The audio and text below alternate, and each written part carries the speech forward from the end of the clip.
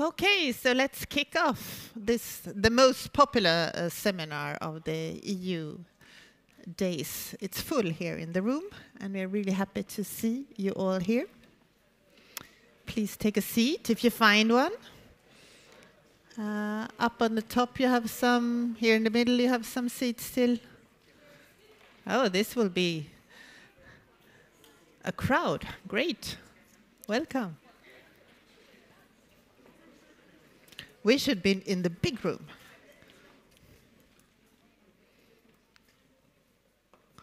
There are some in the middle. You have 3 seats in the middle there. Some here. Wait, I will. Yes, this is mine. I can take it away.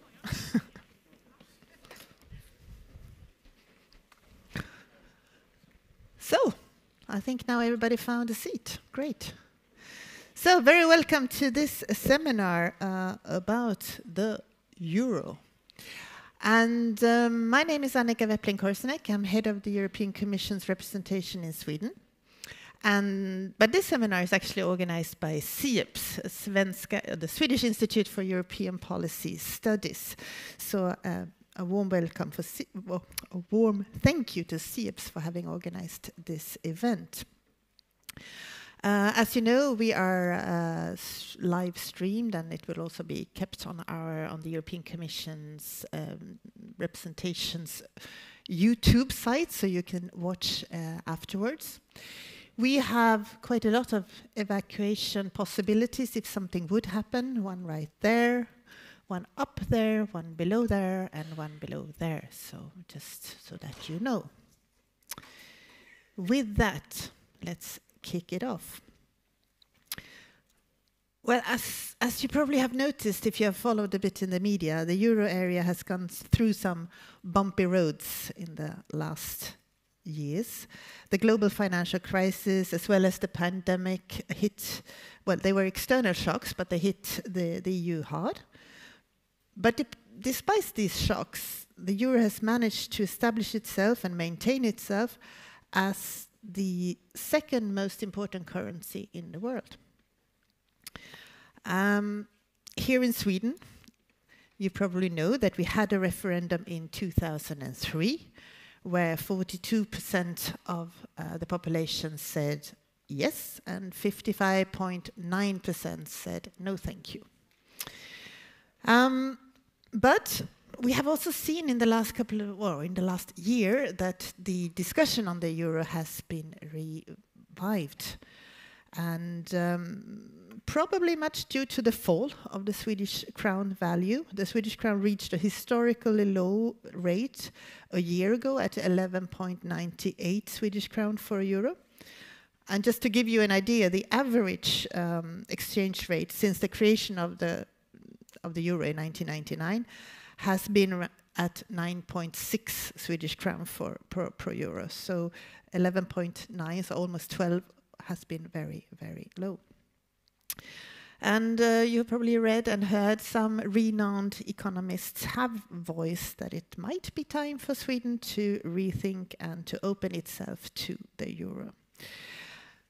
But we'll discuss this today, not only about Sweden and a potential membership, but about the euro and the foundations around it and the institutions around it. And we have 2 prominent speakers. We have Jonas Eriksson from the think tank, the organizers, SIEPS. And we have Fredrik Andersson from Lund University. And they will share their expertise with us. And we will start with Jonas, please. Thank you very much, Annika. I'm glad to see the interest in the issue. I hope this will also in some time translate into interest at the highest political level. See if you can get my presentation to... Oh.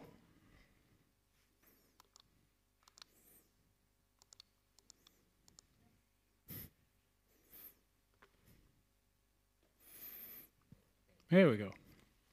So, I will try to present a short background to the single currency, the euro, and Sweden's relationship to it, particularly some legal aspects. And then go into the public's view of the euro over time, what can be said with regard to the Swedish economy and the euro, and whether Sweden has lost out in terms of influence by being a euro outsider. And I will not take a stand on whether to join or not. I haven't decided, so this is not a pro or against euro lecture, just so you know. There we go. So the intention to deepen monetary integration in Europe has a very long history. It goes back particularly to the late 1960s, but it gained traction with the success of the euro's predecessor in the 1980s, the so-called economic and monetary system, and also with the introduction of the internal market from the late 80s and onwards. And then also due to geopolitical concerns which played a role, particularly France wanting to contain unified Germany. So in 1988, a committee under the then Commission President Jacques Delors was tasked by the European Council to lay the groundwork for economic and monetary union. This committee consisted of, above all, of the heads of the 12 central banks in the EU at the time, or the European Community as it was called back then. This was followed then by the Maastricht Treaty, which came into force in 1993, and this established the economic and monetary union.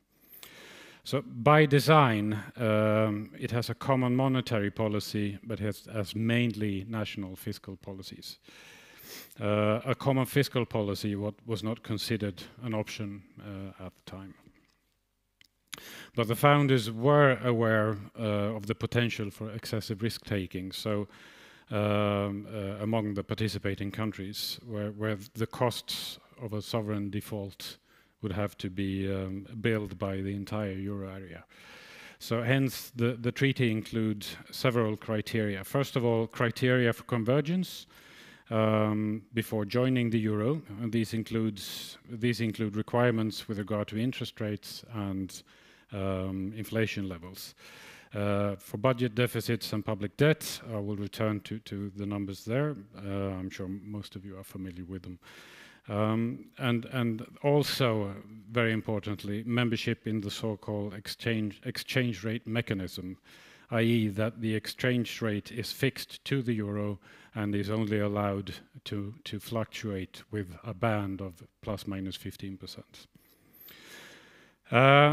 Moreover, we have limits to the budget deficits and public debt, which are set in separate protocols. A separate protocol in the treaty to the treaty, which prohibits budget deficits to grow above 3% of GDP and public debt above 60% of GDP.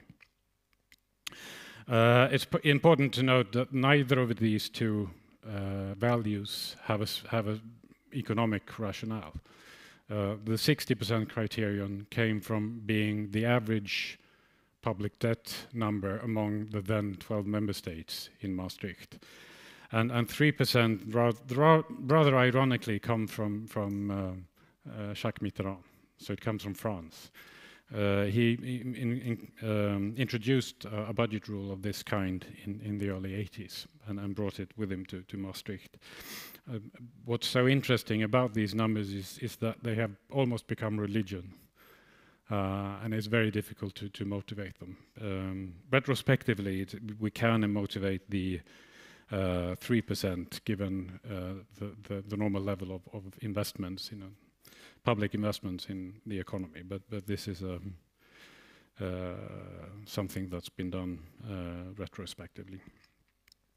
And third, there are two articles that prohibit bailouts. Article 123 forbids the central bank to act as a lender of last resort, i.e. to rescue member states in crisis, and Article 125 forbids member states to do the same. To a great extent, both these articles have become obsolete. The ECB has acted lender of last resort de facto, if not de jure, And the so-called European Stabilization Mechanism and its predecessors that were temporary saved a number of Euro countries, most notably Greece. So the incentive in terms of the no bailout has become one of avoiding the rescue, as it was clearly very painful for the Greeks. In any case, towards the end of the 1990s, member states agreed on the so-called Stability and Growth Pact, which is secondary legislations to ensure that member states respect the treaty requirements for budget deficits and public debt. And the gentleman on the right is Theo Weigel, who was then the German finance minister, who proposed a stability pact for Europe, which later became the Stability and Growth Pact.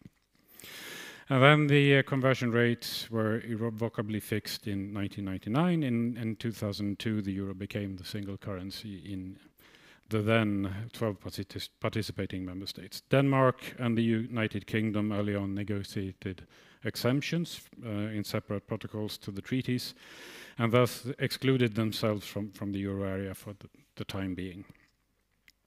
In the Swedish referendum on EU membership on the EU membership in 1994, the euro was not discussed, as it quite wrongly was viewed as optional. And this is interesting because during Sweden's accession negotiations, particularly on the chapter on EMU, then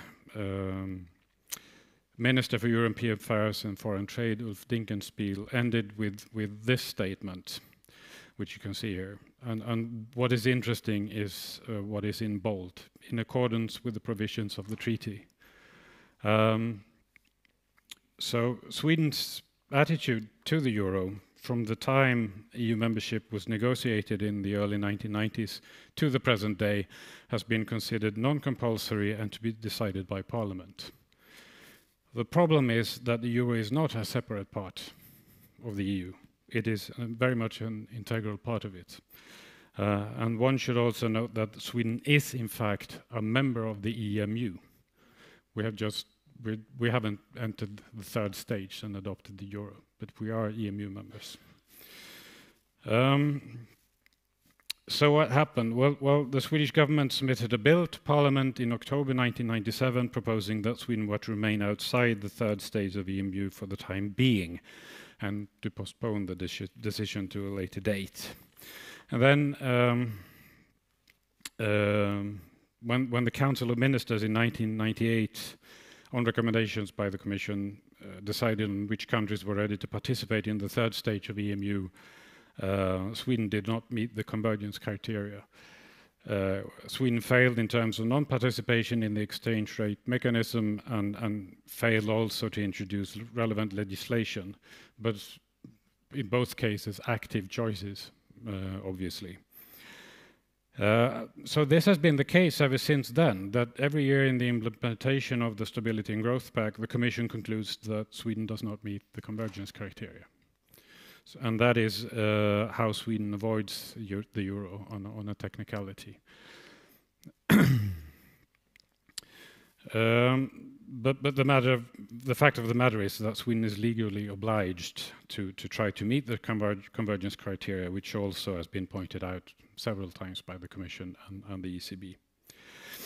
In any case, the government submitted a bill to Parliament in January 2003 on a referendum on the euro, and this referendum was held on the 14th of September 2003.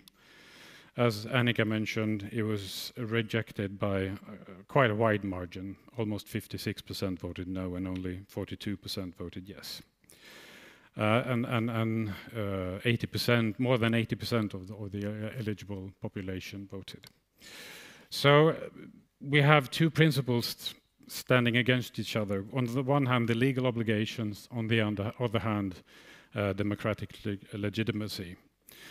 And first of all, several decades have passed since that council decision in 1998. Second, the euro has been rejected in a referendum.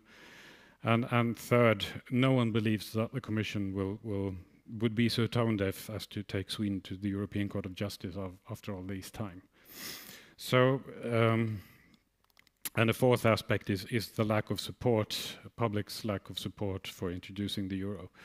So before going into this graph, it's a non-issue, and it's rather ironic, because this is the one clear answer I can give in terms of legal, political, and economic aspects, that we should really try to introduce the euro. A colleague suggested that we have a political derogation, and that might be a way to phrase it. In any case, here you see the public support for introducing the euro, and as you can see, it's predominantly been dominated by the no side.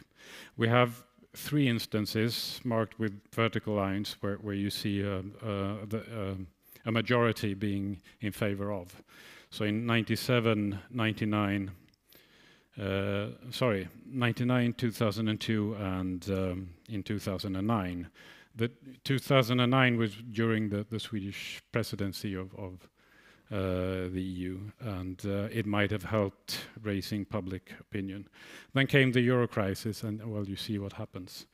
When it was at its lowest, only 8% wanted to see Sweden joining the euro. The latest results is on the right, so we have 46.1% against, 34.4% in favor, and 19.5% don't know. That's a fairly high number. When we look at the Eurobarometer, which is EU's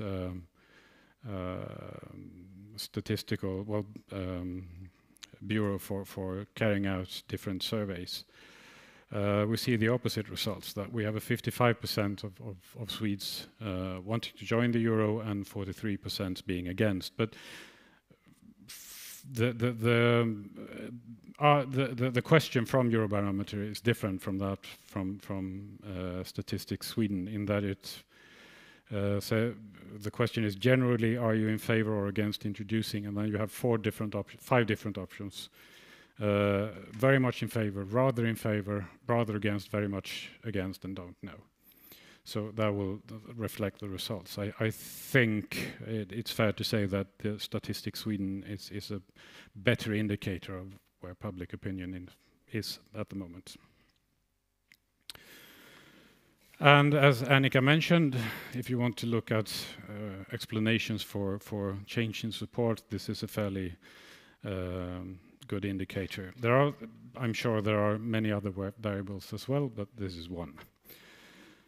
And we know also that, we think we know that the krona is very undervalued at the moment. So maybe this will show in a drop in support in the future. Time will tell. Now, going into the economic, that was legal and political. Going into the economic arguments, very simply put, the pro-arguments are that we have small but permanent gains from lower transactions costs. These are fairly small gains, but they are permanent. And we expect to see increase in trade, foreign direct investment, and financial integration, which has also been the case in the euro area. In arguments against would be that we have potentially very high costs from asymmetric shocks. That is, if supply and demand shocks are not correlated, the monetary policy by the European Central Bank will be ill-adapted to the Swedish economy. And this loss of a shock absorber may imply high cost for correcting imbalances, as it has to be done either by labor migration or through wages and prices which are sticky. Then again, as we have seen, your own currency can also be a problem at times. So when I looked at a number of economic studies on euro effect, trying to ask the counterfactual question whether Sweden would have gained or lost out on a euro membership. Prior to the euro crisis, there are a number of studies to show gains, a higher Swedish GDP, but a more volatile GDP. Then we have two different studies. One that looks at the symmetry of demand and supply shocks, implying that in these studies that Sweden has moved further from the core. That is, with Germany at its core, than a number of countries who are very symmetrical to Germany, which it would imply that ECB policy is not adapted well to Sweden's economy. And then we have a number of counterfactual analyses who use something called a synthetic control method to measure a counterfactual analysis. They conclude losses, but I see I don't have much time left, so I will conclude with saying that they are problematic in a very significant sense. I think I'll skip that one as well. So, very clear legal obligations, very difficult to say anything about gains or losses economically had Sweden joined after the 2003 referendum. It's important to note that the currency is just one variable. There are many variables that affect a country's economic development. And if there has been a loss of influence, the studies available does not lend support to concluding that Sweden has lost influence. Thank you.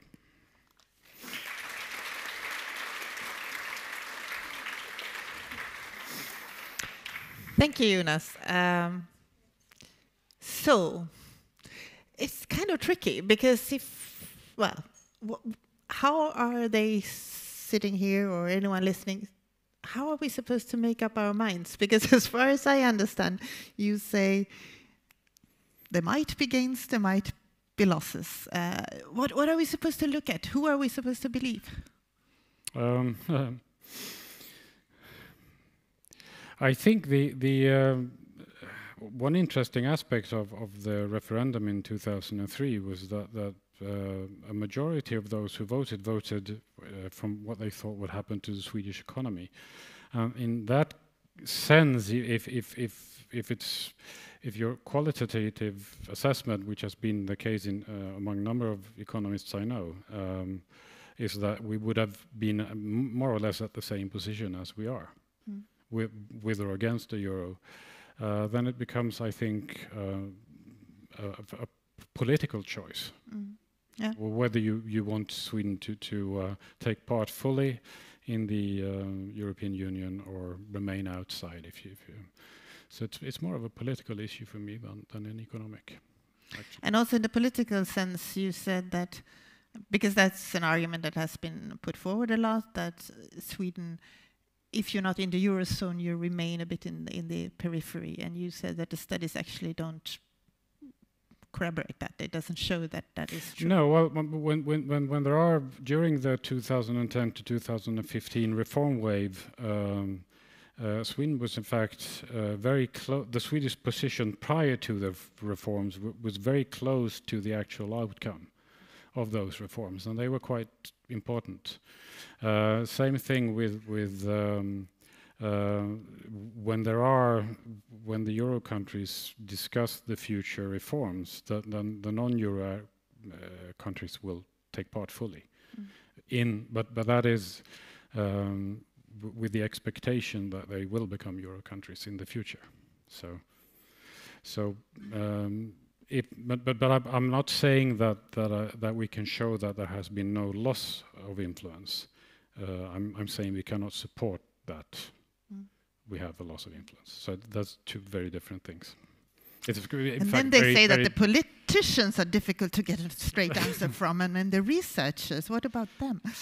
No, I understand that this is how it is. I mean, I'm not sorry. I don't want to put you on the spot, but it is a tricky issue, and especially since most of us are walking around thinking, what should we think? What should we decide?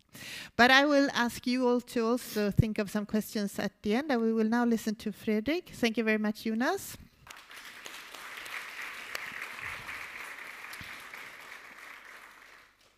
And yes, with no further ado, Fredrik Andersson from Lund's University, please. Let's see if we can get your presentation up. And you will talk more about the institutions and the reforms that we have seen in the Eurozone. Yes, and I will see if I can provide an answer to this question if Sweden is going to join the Euro or not. And well, I can promise you an answer. Major cliffhanger. It's a major cliffhanger. It's going to be a typical answer an academic gives, but there will be an answer. I can promise you that. Before, if you want to read a bit more about the Euro, the things I've written about the Euro, two book chapters that I've written. They're also available in Swedish, actually, if you don't want to read in English. One is about the economics of the Union. So looking at how has the economic union developed since 1999 compared to other countries, what has been good, what has been bad. And the other part deals with the political side of the union. And we should not forget that the currency union is not just about money. It's also about politics. And there's a big political component here to think about as well. And Jonas had this fascinating graph where you can see that the support for the euro in Sweden sort of correlates with the exchange rate. When the Swedish crown loses value, the support for the euro goes up and vice versa. But belonging to a currency union is much, much more than just an exchange rate. There's big, big political sides to it as well, which we need to discuss and think about if you're going to have a euro debate. But let me begin by asking the following question. Is the euro a success?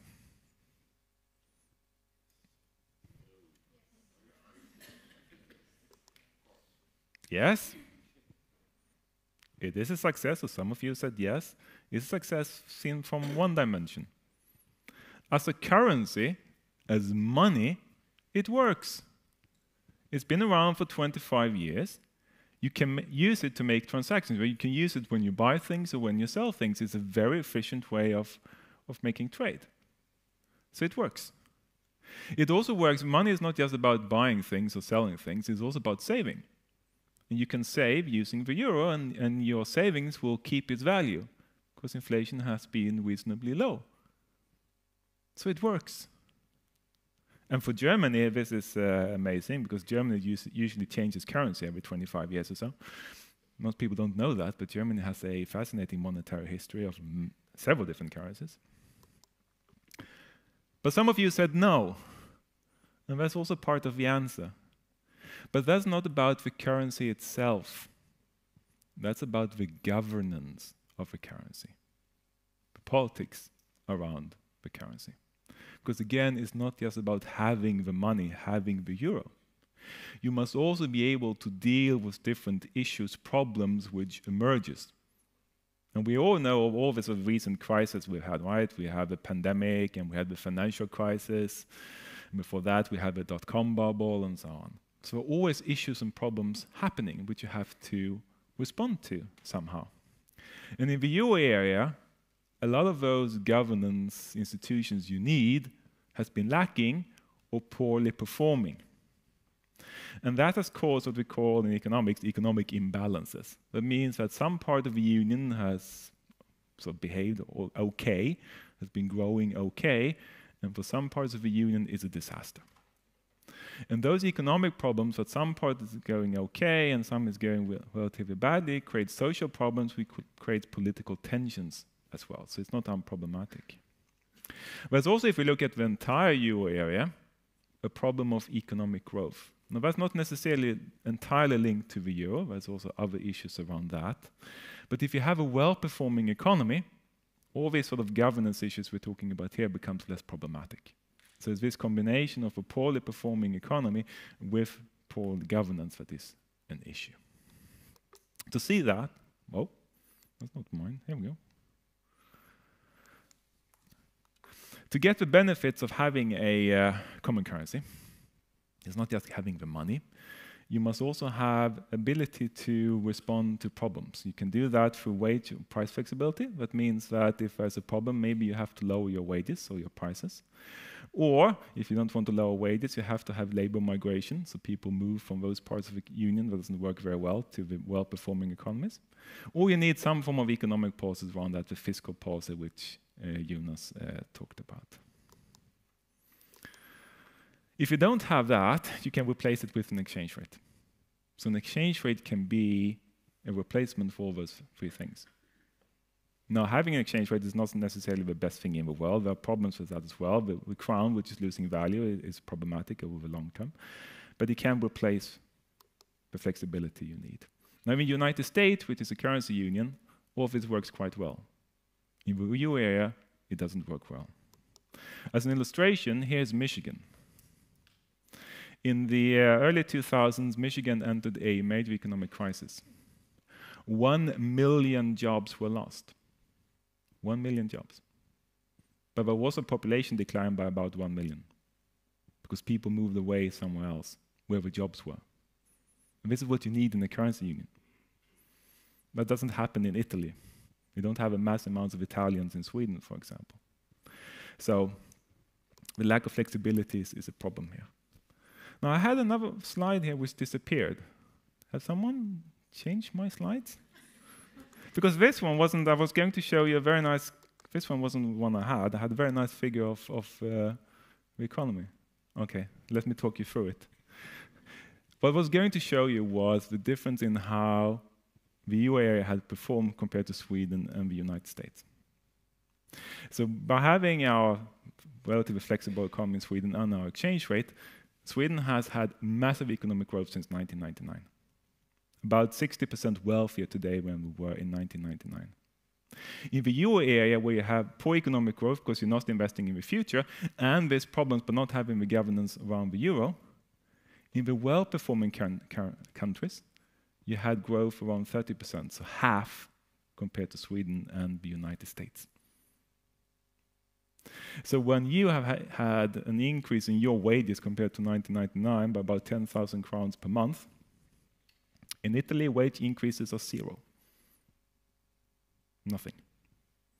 And then you begin to see that these are very, very serious issues here that we are having. So they're not something you should just overlook. And the problems begin to emerge primarily around the financial crisis. Because in the financial crisis, you get this major blowout to the world economy, and you need to respond to it. In the United States, you have a federal solution. Federal fiscal policy, federal monetary policy. In the euro area, you have a common monetary policy, but you tell each country you have to sort out your own banks and you have to sort out your own fiscal policies, your own stimulus for the economy and your own support for the banks. And that makes a lot of countries go bankrupt. Not just the countries in Southern Europe, everyone says, yeah, Italians are inefficient. Ireland goes bankrupt as well because you don't have the governance. And the countries cannot then respond to the crisis efficiently, so the crisis drags on. And then it becomes the debt crisis, and from the debt crisis you have low growth for a very long time. So, of course, we don't just let this happen, we respond to it, right? So when we saw this poor economic performance, we saw the poor crisis management, people in the EU began thinking about the future. How can we get better governance of the union? And then there was something that was called the 5 Presidents Report in 2015, spelling out that what Jonas talked about, that fiscal policy is a national competence, that's fine for normal times, but if there's a crisis, we need a joint economic response. We need to support those countries which are hurt the most.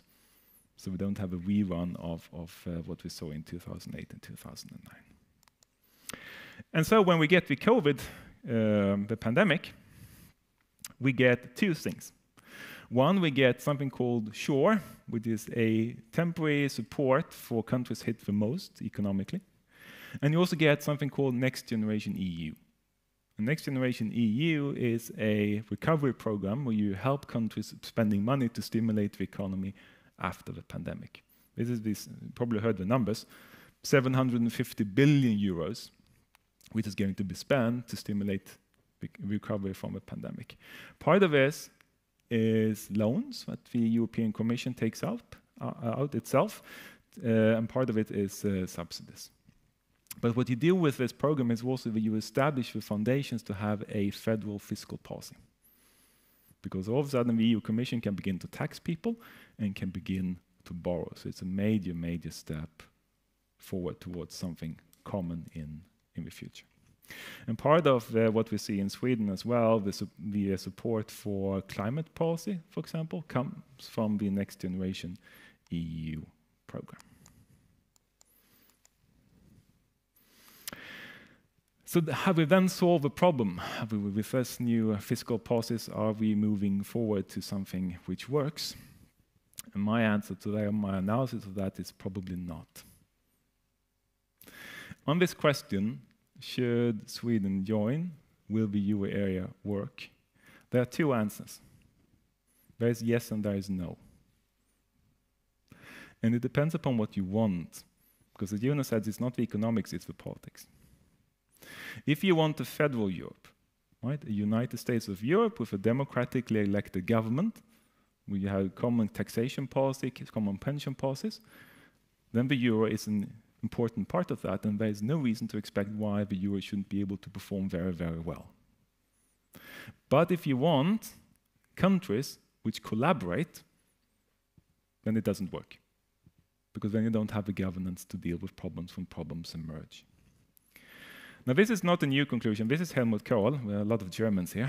He was the Chancellor of Germany from 1982 to 1998, and he was very important in creating the euro area. And he said, and this is from a Bundestag in 1991, that we understand that we cannot just have a common currency without the political union. You need the political side to it to be able to govern it. But that didn't happen. And why didn't it happen? Well, countries were too different for different priorities. So it became impossible to implement it. And that's where we are today. And that's the question we have to ask ourselves going forward.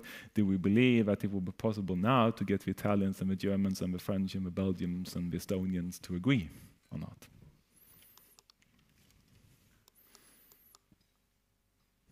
So, there are many steps, I believe, before the euro area is working properly. And again, it's the politics which matters. So if you believe in federal Europe, then the euro, yes. If you don't, then euro, no. It's very simple. It's very logic. And it's very boring. But that's the answer. Thank you.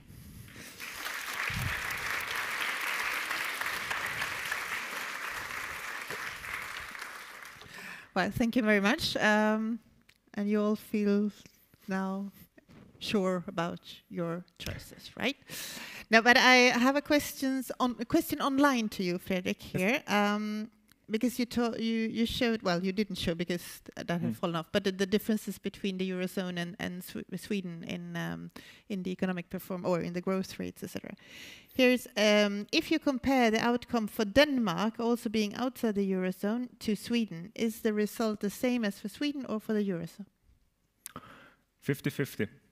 It is very similar to the euro area until 2016-17, and then there's a takeoff, and there's a massive takeoff after the pandemic, and that's called Novo Nordisk. I don't know if you know that, but last year Denmark was one of the few countries, developed countries, which grew. They grew by 2%. If you take away Novo Nordisk, they had no growth at all. It was one company. One company. One company. So they're in a very dangerous position. You can have, the thing is that if you, Denmark doesn't have a euro, but they have a fixed exchange rate. So they peg the Danish crown to the euro at 7.46 Danish crowns per euro. And they have maintained that basically since 1982. And what do? When they run into a problem? They all unite politically, labor unions and employers and political parties from the left to the right, and they say, okay, what do we need to do to make sure that we can keep the exchange rate? Which wages do we need to cut? Which taxes do we need to cut? Where do we need to invest? And then you have the governance to maintain it, right? But if you don't have that system, then you quickly run into problems as Sweden did in '92. So a currency is not a living thing. A currency can't do anything. It's only people which can do things. It creates certain systems, the currency, certain structures. And then based upon those structures, you have to think about, okay, what do we need to do as people to make it work? Right? And if you have that infrastructure, then you can get all these benefits Jonas talked about. And if you don't have it, you can't. And the problem is with a lot of euro area countries, they don't. Thank you. Jonas, you wanted to... Well, I would like to ask Fredrik actually a question, because one thing is left out in your presentation of three things. and namely symmetry in shocks. If you could comment on that, why you left it out, and what importance do you give it? I mean, the idea being that if shocks are symmetric, the common policy will be well adapted to deal with it. The reason why I left it out, because the financial crisis showed sort of even if a similar shock, that's not enough. To just have a common monetary policy, you need a lot of other things around it. Because it's easy if every country has a similar economic development to have a common currency. But then again, even if countries are very different, if you don't have the flexibility within the union, so union-wide you're flexible, but you're also flexible as a country, it can still work. Right? That was the Michigan example. 1 million jobs lost, it still works. But if you don't have that infrastructure for a common currency, then it's problematic. Anyone in the audience having? Yes, we have some. Do we have the person with the mic who left the room?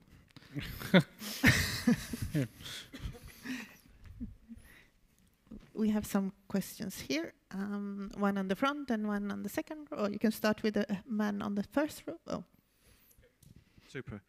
Ian Manners, Professor of EU Politics, Lund University. You've left two things out. Ahead of the constitutional treaty negotiations, I evaluated the Danish position, which you've accurately projected in the medium to long term. There are 5 significant consequences of even having a fixed exchange rate mechanism. Sweden suffers from these doubly as bad. 1, you cannot lead on macroeconomic issues in the EU. You can lead on microeconomic, but you cannot run a macroeconomic presidency. You're not in the room in the Euro group meetings, which is the negotiations that take place against larger term instruments, whether on the books or off the books. 3, you cannot have any Swedish national hold a significant role in any of the Eurozone areas. 4, it has consequences for when you negotiate treaty negotiations. Denmark, for example, spent its entire time during the constitutional treaty defending its opt-outs. And that's still the case today. So there are at least 5 significant weaknesses of even the Danish position of a fixed exchange rate mechanism. There have been a series of economic shocks that have affected asymmetrically certain countries, small open economies. Denmark suffered horrendously in 2014, 2015, spent its entire national reserve trying to defend in the overnight rates. The Danish central bank has as its task to defend its position. And then it had to reach a political agreement the very next day. We can disagree about the management of this, but it is the task of the Danish central bank. Yes, it is, but we have a... Wait, thank you. All right. We're not going to have a full debate, so there was a question. Here's a question, yes. Right? Sweden is committed to joining the Euro. And as we push forwards with more countries joining the Euro, the EU enlarging and more EU member states joining the Euro, that pushes greater pressure on currency markets onto the Swedish position taken vis-a-vis interest rates. You talked about exchange rates, but not interest rates. The Swedish exchange interest rate mirrors exactly the European Central Bank exchange rate. That's true, yeah. Yeah, you could disagree. We don't have the time to go into the debate. I have to respond but this to. is the Yes, debate. I have to if respond. you don't go into this, you wind up looking like Swedish TV. You're giving a lecture of your own. No, I have to respond to that, because first of all, the Swedish policy rate has mirrored the ECB rate by choice. I've been very critical of that because it was by choice. We didn't have to do it. The Swedish crown has lost value because we need to maintain our competitiveness, because we have 2 expansionary monetary policies which drove up our prices faster than in the EU area. So if we have had that with a fixed exchange rate, we will be in Finland's position with no competitiveness. Denmark has to maintain their exchange rate. That's absolutely true. We had 500 billion Danish crowns in the currency reserves, and it's gone up from 100 billion in 2008 because people want to put their money into Denmark. Why? Because they're running the country as well. So that's not an issue. Is there an issue about the Sweden not being able to have key roles in the EU bureaucracy? Yes, absolutely. There is an issue. Does it matter? Well, we have better economic performance. You can debate whether that mattered. Going forward, if you're going to talk about the politics, we as Swedes cannot ignore that next up in France is Marine Le Pen. We have Olaf Scholz in Germany, who is unable to govern. What do we do in such a currency union if we bind ourselves that closely to it? That's also an issue for us to consider. So the politics here is very, very complex. Jonas, did you want to comment? Well, what I would like to, on that last point, people are by definition nearsighted. We see the next 2 or 3 years at the best case. And if you take a very long-term perspective, it's very different, I think. And I agree, there are a number of places where you cannot access as a non-Euro country. But the question is whether that non-access also has an effect on policy. And that is very difficult to show. That's all I'm saying. I'm not saying that we have not lost support. I'm saying we cannot show that we're not lost support. And it's very different. Thank you. We take that question as well. Thank you very much. I will not get involved in this academic debate. My name is Olle Schmidt. I've been a member of the European Parliament for 13 years, all those years in the Economic and Monetary Affairs Committee. So we have been dealing with all these different packages along saving the euro. My question is concerned and related to the working group, the French-German working group that got the idea about concentric circles. It's different speeds of Europe. And their conclusion is that you cannot be a member, full member of the European Union if you're not in the center of this concentric circles. And the center is always the euro. What do you say about that? And the second one is Professor Joachim Nergelius in Örebro. He says that the referendum was illegal. It should be tested in the court. Well, thank you. Well, well, if you begin to say that asking the people in a democracy is illegal, I am really big. Yeah, no. The moment you go to referendum, you're asking the people an opinion on an issue is not, it wasn't binding, it was up to Parliament to listen or not, but if you begin to question that, then I really take issue with that, because that's not very democratic. I'm very worried about politicians saying that we're not going to ask the people again because the people are wrong and we are right in Parliament. Because the moment there will be a crisis, just guess what will happen to them with the politics of Sweden, as you see in other countries. So absolutely against that. Well, if you're in a democracy, you ask the people. One of the most well-run countries in the world, well-filled country in the world, is Switzerland. I ask the people all the time. I want to ask more people and less politicians, if I'm honest. I forgot the first half of the question. What was that? Jonas will take the first half of the question. Which was about the concentric circles and that actually the power is within the center, which is where the euro is. Well, I think there are problems in Germany as well with regard to the euro and the way they view the effects of it. I mean, some portion of Germans have gained, some have lost by the fact that money changed hands through different means. It's never very clear cut in economic terms what the effect will be, and I would agree. Not being a lawyer, I think Joachim Nergelius is probably right. I think Ulf Bernitz, the Nestor in EU law, was right when he argued against the referendum at the time. But as a matter of fact, it is a non-issue. So it's no. I mean, that's the irony of it. There's no need to discuss it because it is a non-issue. With that, I would like to close this seminar. Thank you very much, Jonas. Thank you, Fredrik. And thank you, CEPS, for organizing this. And thank you to all of you for coming. And I know that this is not the last discussion we will have on the euro, so keep it going. Thank you very much. Thank you.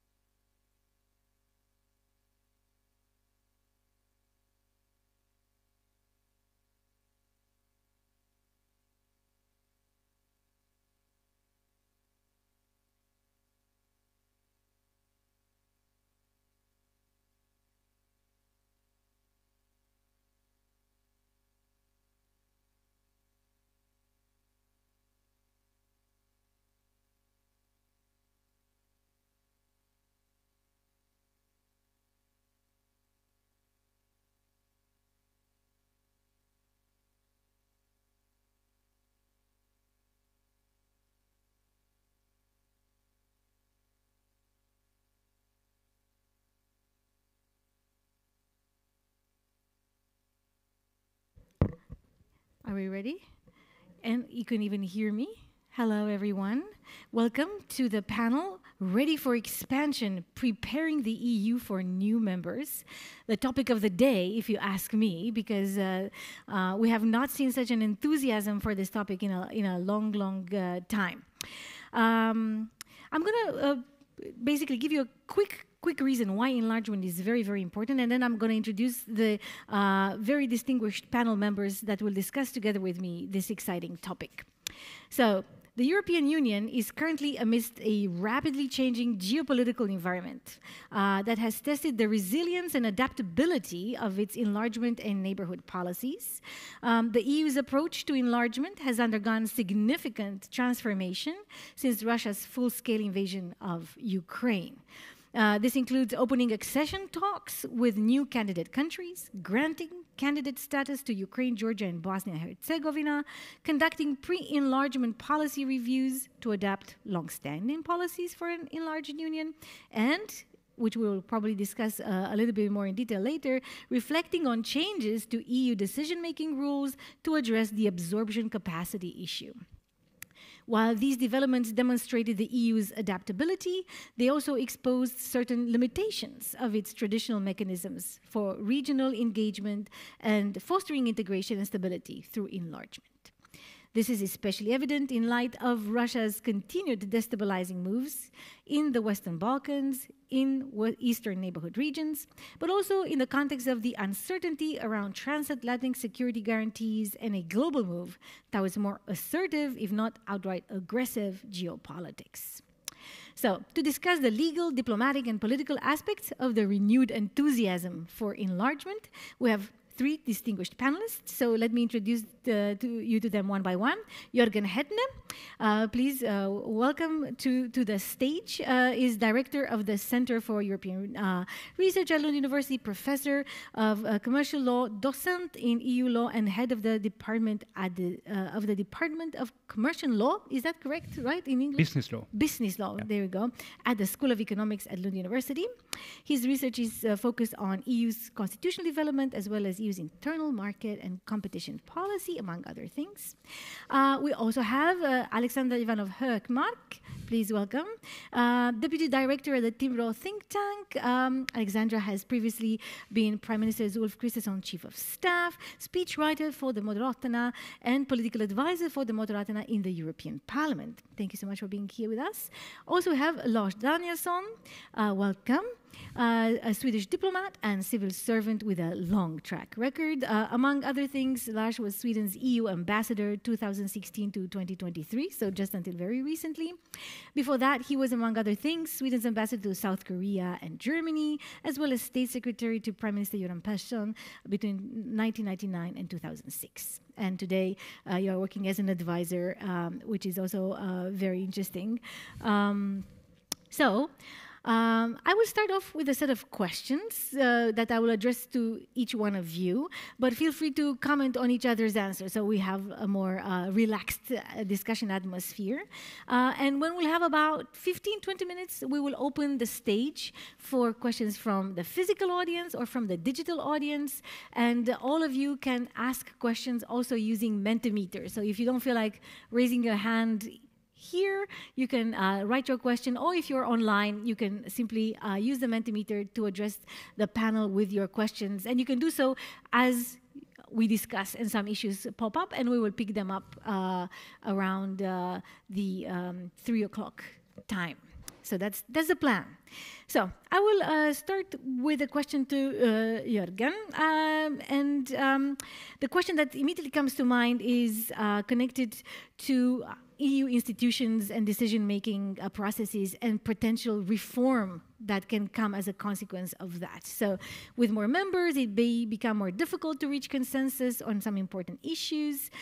They may require adjustments to the way EU works. So what challenges do you see for the EU from a legal perspective when we think about enlargement? And do you think, for example, that a new EU treaty will be required, or which kind of changes, which kind of areas might be affected? Yeah, thank you very much. I think it's important to say from the beginning that The decision-making is not very effective today in the European Union. There are problems, especially when it comes to how the European Union acts globally. The support for Ukraine is one example. There has been problems to reach consensus, especially regarding sanctions, etc. There are some problems with respect to the core values of the European Union, like the rule of law and democracy, etc., internally. So there are the kind of problems. You can also mention that I think it's often comments about the Commission being a bit oversized. So with 27 commissioners, it's quite large today. So there are of course things that should be changed. But at the same time, this is in a way part of the game. It's not a federation of states. So you cannot demand that kind of efficiency as you can see from real states. So there must be some kind of compromise. And we know that the European Union depends very much on the political will in the Council, meaning what kind of governments are ruling and parliaments at the time. And if you want to change the treaty, then you of course have to convince not only all the governments, but also all the parliaments. And there can be referenda, several referendum in the member states, and we have to wait for that. So there is a lot of veto rights which can be then in play here. So you face that kind of the problem we see internally, the problem we have also when it comes to treaty changes. And I also think, and that's I think is very important, if we want to have a quite speedy enlargement, it's never very fast, but then to have a big treaty change before that will not be realistic if we want to have a speedy enlargement. There is a big risk that that will actually stop the enlargement process, and that will not be very good from a strategic point of view if we look at how the world is today, especially regarding then Ukraine. So I would say no treaty change then as a requirement before enlargement. Then what is very much discussed also is that the treaty is not used as its full potential, and what is referred to there is that there is possibilities to make, we can call them small treaty changes, usually referred to as a passerelle.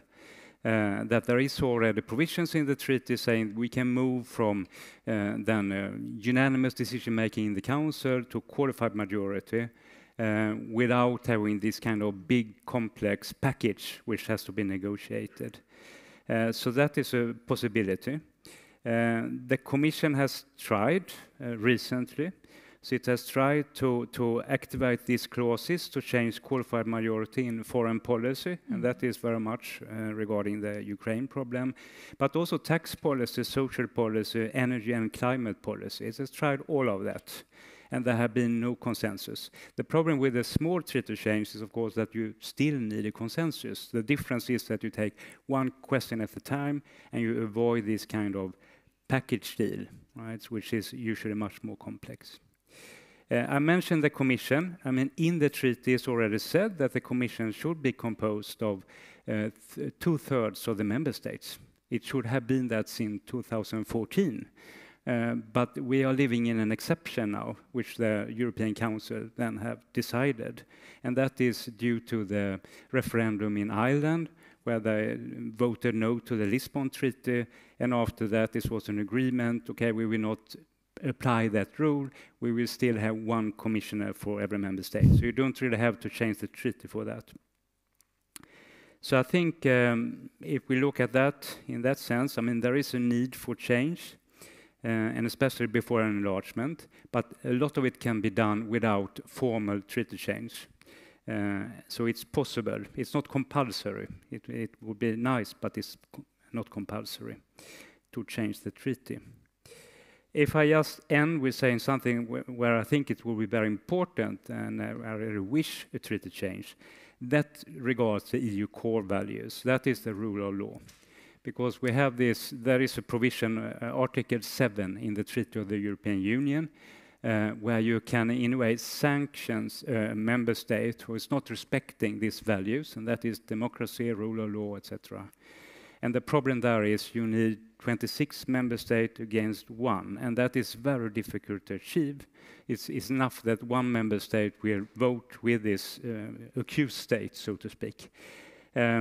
So I think the European Parliament has suggested amendments to that article, and I think they are quite interesting. Then you will go instead, you will have, not all of them has to agree, and then you would actually bring in the Court of Justice, who has developed very much about the rule of law, in this case law, and the Court of Justice will decide if they are abusing that kind of core values of the European Union.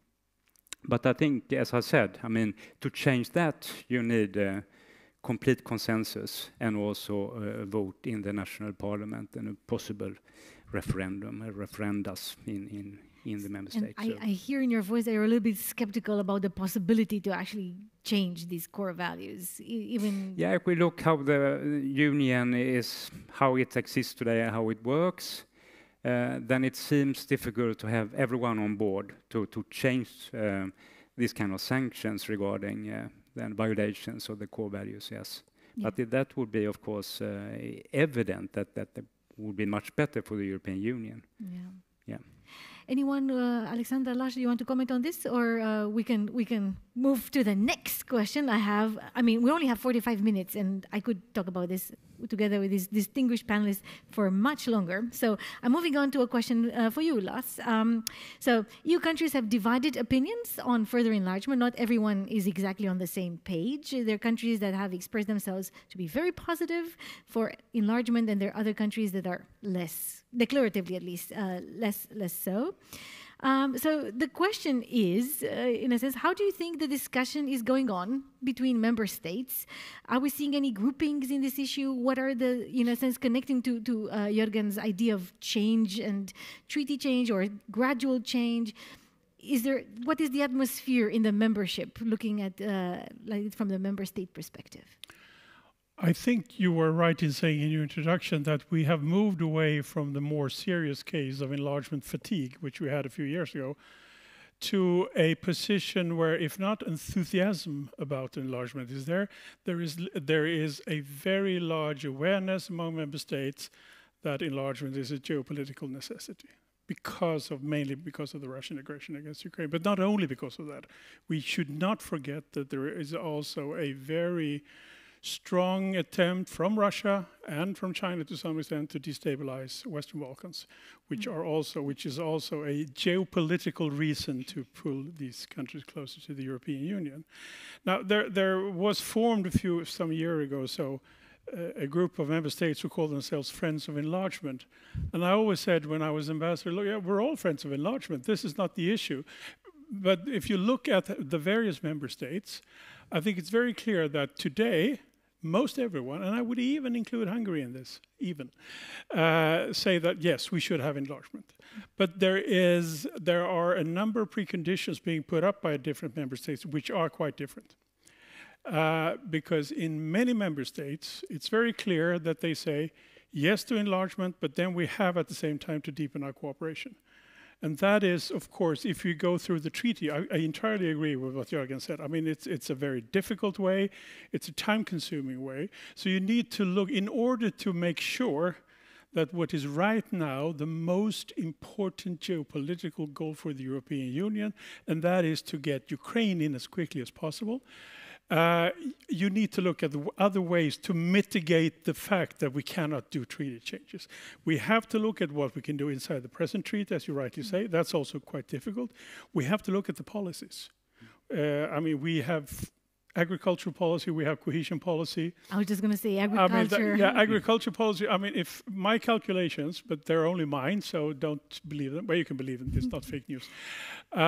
If we applied today's agricultural policy and had Ukraine as members, Ukraine would take about 1/3 of the total CAP. You don't have to be a good, close studier of French politics to understand what, for example, French farmers would say about that. So I mean, it doesn't work. Cohesion policy, partly the same, is a little bit easier. The traditional way, and many member states are talking about that we need to work with even more, are transitional periods for entering the Union. And that is probably the key to any solution. We can come back to how these transitional periods would look like. But the problem is that in some member states, it will be, as you read, there will be a referendum about enlargement. If you would put enlargement on for a referendum today in the Netherlands and France, I'm pretty sure that both of them would vote no, maybe even to Ukraine. Maybe even to Ukraine. So I mean, we need to be very careful here in what we're doing. We need to balance the geopolitical necessity to get Ukraine, Moldova, and the Western Balkans in, but we should have to make it credible that by doing this, we're not only solving a geopolitical problem, but we're also ensuring that the present structure and workings and the legal foundation of the European Union is maintained. And just to illustrate the problem, if you look at Transparency International's index for perception of corruption, Ukraine is today 103. All the countries in the Western Balkans are higher up. So, you know, and since the European Union is basically a legal cooperation, it's based on a legal cooperation, you have to look at what measures do you need to take in order to mitigate this fact with the geopolitical fact that I mentioned. It's not easy. I'm sure we can do it, but it's not easy. I get both from Lash's and Jörgen's presentation a flavor of a little, you know, tempered enthusiasm, let's say. Now moving to you, Alexandra, and think about how the talks around EU enlargement go on in the Swedish government. Is there a tempered enthusiasm? Is it outright enthusiasm? Is it something else? How would you describe the position of the government and the discussions maybe that are going on in the Swedish environment around this question? Well, I think as both Lars and Jörgen said, we are living in a time which is quite the return of geopolitics to Europe. From my perception, who has worked with different European affairs for 10 years, not as long as you, but 10 years, I feel almost a bit ashamed, regardless of what color the government has, how much we downplayed enlargement, that we haven't understood the full value and importance of this. It almost seemed like almost an economical issue to a certain extent, while this is somewhat of a it's a defining question for Europe and how we handle our area around us. At this time, with this return of geopolitics, it's of course extremely important. Since 2022, both the former Social Democratic government and this new Conservative have voted yes to the steps taken for several candidate countries since 2022. And I think to this state, it's a very much of a one view from both the Social Democrats and from the Moderate Party, that this has to be, as everyone is saying, merit-based. But Sweden is also, I would say, a strong voice that also means something. That if you see progress in the candidate countries, that also needs to mean that European Union is ready to take steps further. Sometimes I feel like merit-based is just something that countries say to kind of stop when it comes to this corruption, for example, ranking, etc. But then once again, the strong work here is for Ukraine, which of course make it difficult, because if it is merit-based, it has to be so to a certain extent on an equal stance. But the focus is definitely for Ukraine. And so you also tempered optimism, I hear also on your end? I would say that this is my own personal view. I think that there is a lot of very knowledgeable persons in Europe right now who doesn't see any kind of end to the war in Ukraine without steps taken for EU membership. And if that's the way it is, there will be progress. Yeah. So a lot of negotiations, and some of them are big in nature, some of them are more incremental, but they're... And do you think that these negotiations are ongoing at the moment? Everyone is kind of ramping up at the moment as we speak in Lund today. Other conversations similar in with our conversation going on among the experts, like legal experts, among economists, geopolitics, ambassadors, diplomats. Is this something that people across the EU sphere, so to say, are currently engaged, or is like more, let's sit and wait, see what happens, kind of what you're saying, where Ukraine-Russia conflict is going, and so on? Is it like a tergiversation, or is it like, let's go for it now? I just want to clarify, I didn't mean that it depends on how the conflict is going. I just think that a lot of heads of states, etc., think that the progress for EU membership is necessary to get it to in the end at the right way. But obviously everyone is talking about this. I went with the Prime Minister to several European councils when I was his chief of staff, actually everyone, every single one of them, and this was always somewhat of a topic. Yeah, Lars? It's very much the topic, and which is good, of course, because it takes time. It is difficult. It is complicated. But I think one thing that we need to think about is, of course, that for us and for many of us in Europe, this is, as we have agreed all, it's a question about Ukraine. But we should never forget that we also have a number of important countries on the Western Balkans who also have applied for membership, who are in the process, and where we probably, I'm also speaking personally now, only personally, and I don't represent anyone but myself. I think we could probably quite quickly adapt ourselves to a quick membership for some of the smaller countries on the Western Balkans that have done tremendous work.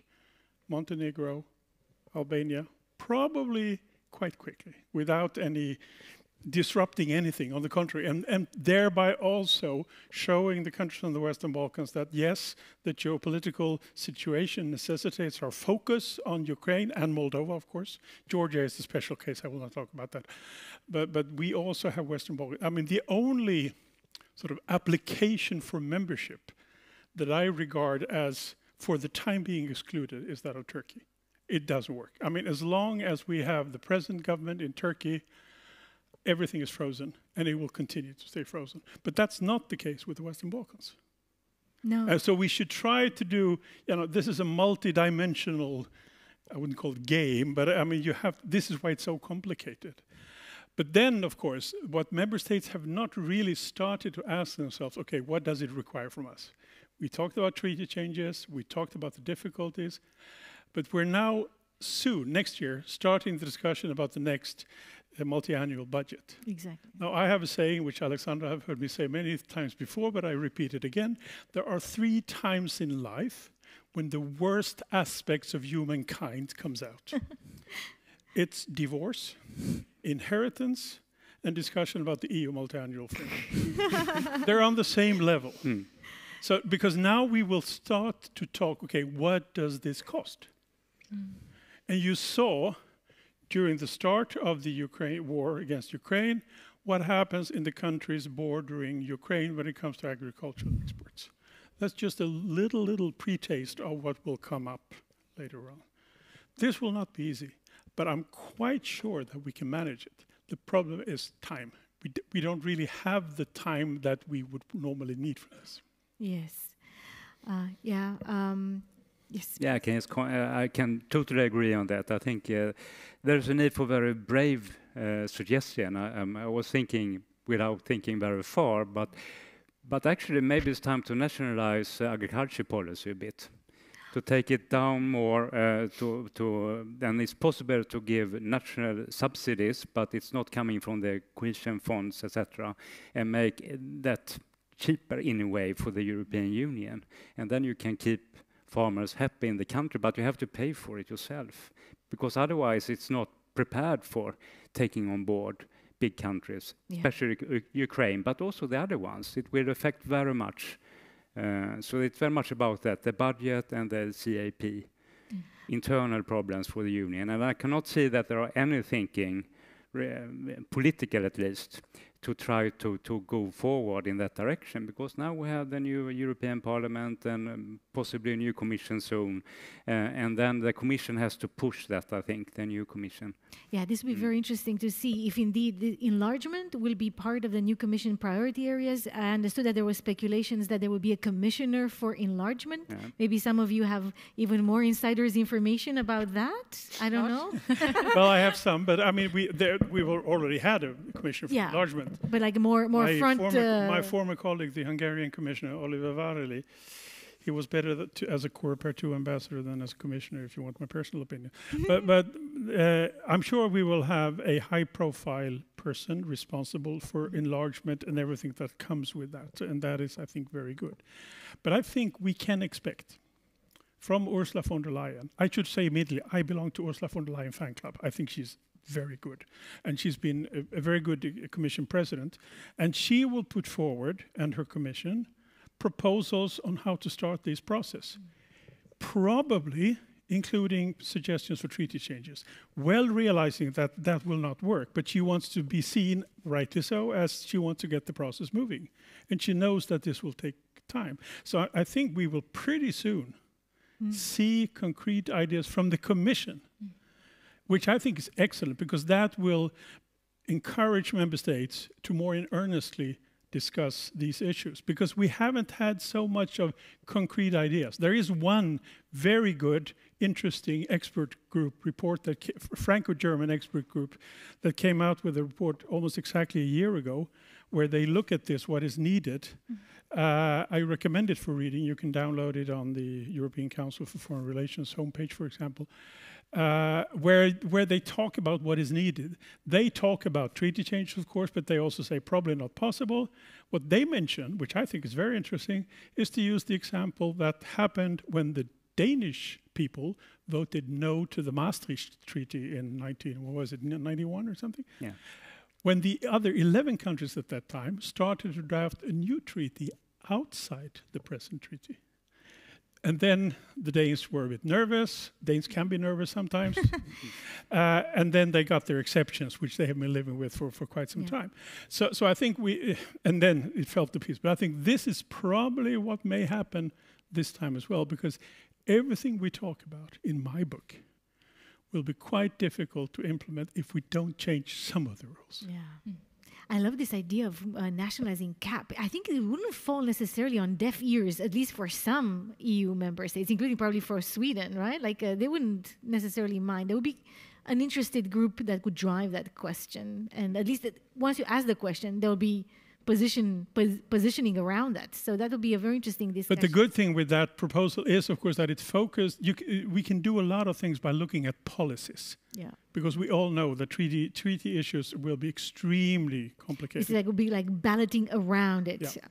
I'm looking at the clock as a hawk at the clock, and I'm seeing that, according to what I promised, this is an opening for questions from the audience. So, is there anyone here that wants to address the panel with a question about the enlargement? Yes. Just a second to get a microphone so that we can hear you much better. Just 1 second. Hello? Thank you. The question was to Mr. Danielsson, because you said that Ukraine is like number 103 on the list. I mean, I think in Albania, I don't know which number they have, but there's been a lot of problems with corruption there as well. How can we prepare the EU for that they shouldn't be, not to include corrupted countries? I mean, I'm not saying that we don't have corruption in the EU already, but we're trying to work against it. Can we enforce that work in some way? Well, the problem is that we have corruption inside the European Union as well, as we've seen, very clearly. And this is why we had, which I think could be a good idea also for the next rounds of enlargement, we had what we call the verification mechanism for Bulgaria and for Romania, which has been in place for, well, it was just lifted actually, which is a sort of an extra step to monitor the progress when it comes to creating corruption-free societies.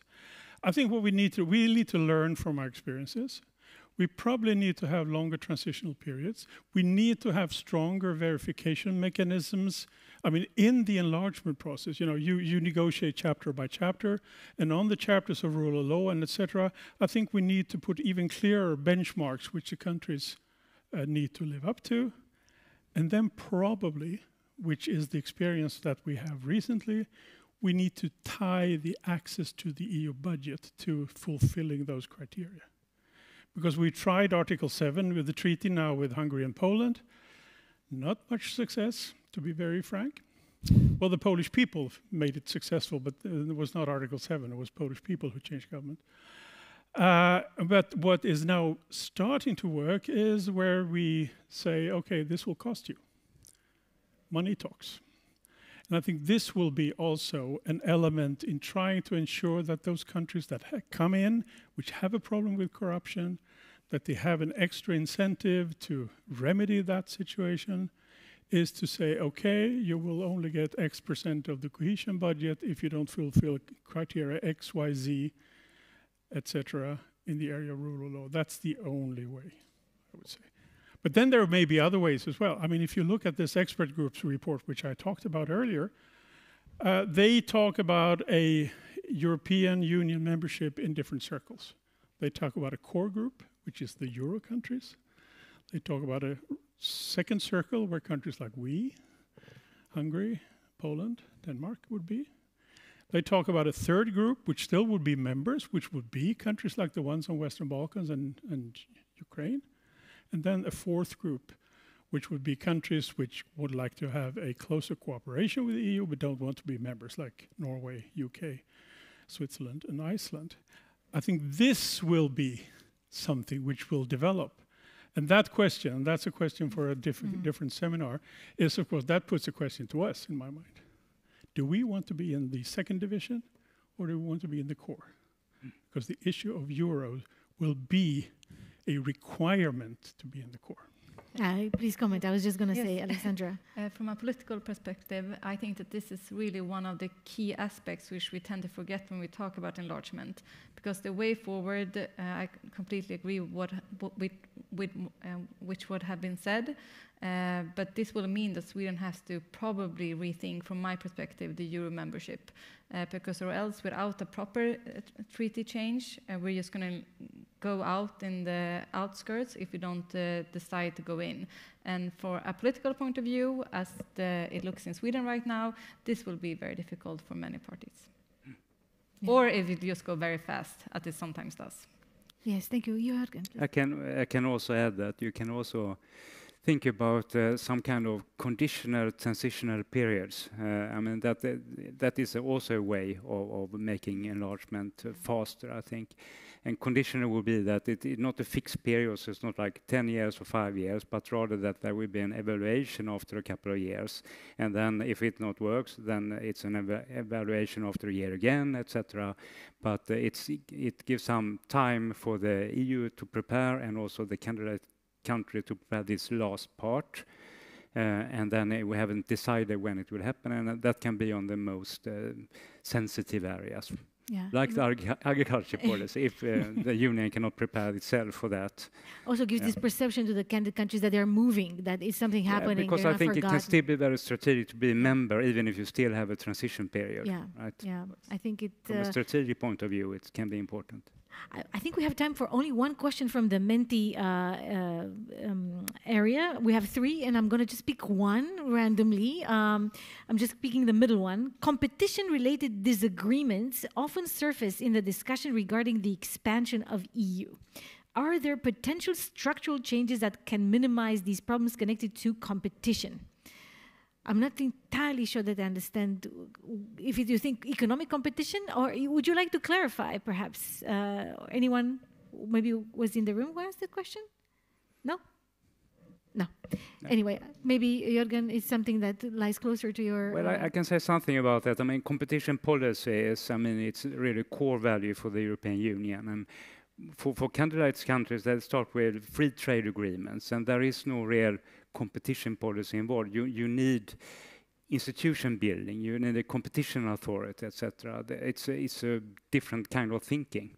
So I think I discussed that in a previous seminar, that with the integration of Ukraine into the internal market. Yeah. And I think that is quite good if we can have a development that we build up a parallel structure, that there can be a competition authority which is in cooperation with the European Commission, state aid, surveillance, etc., to understand this kind of policies, because that is usually difficult when you come in.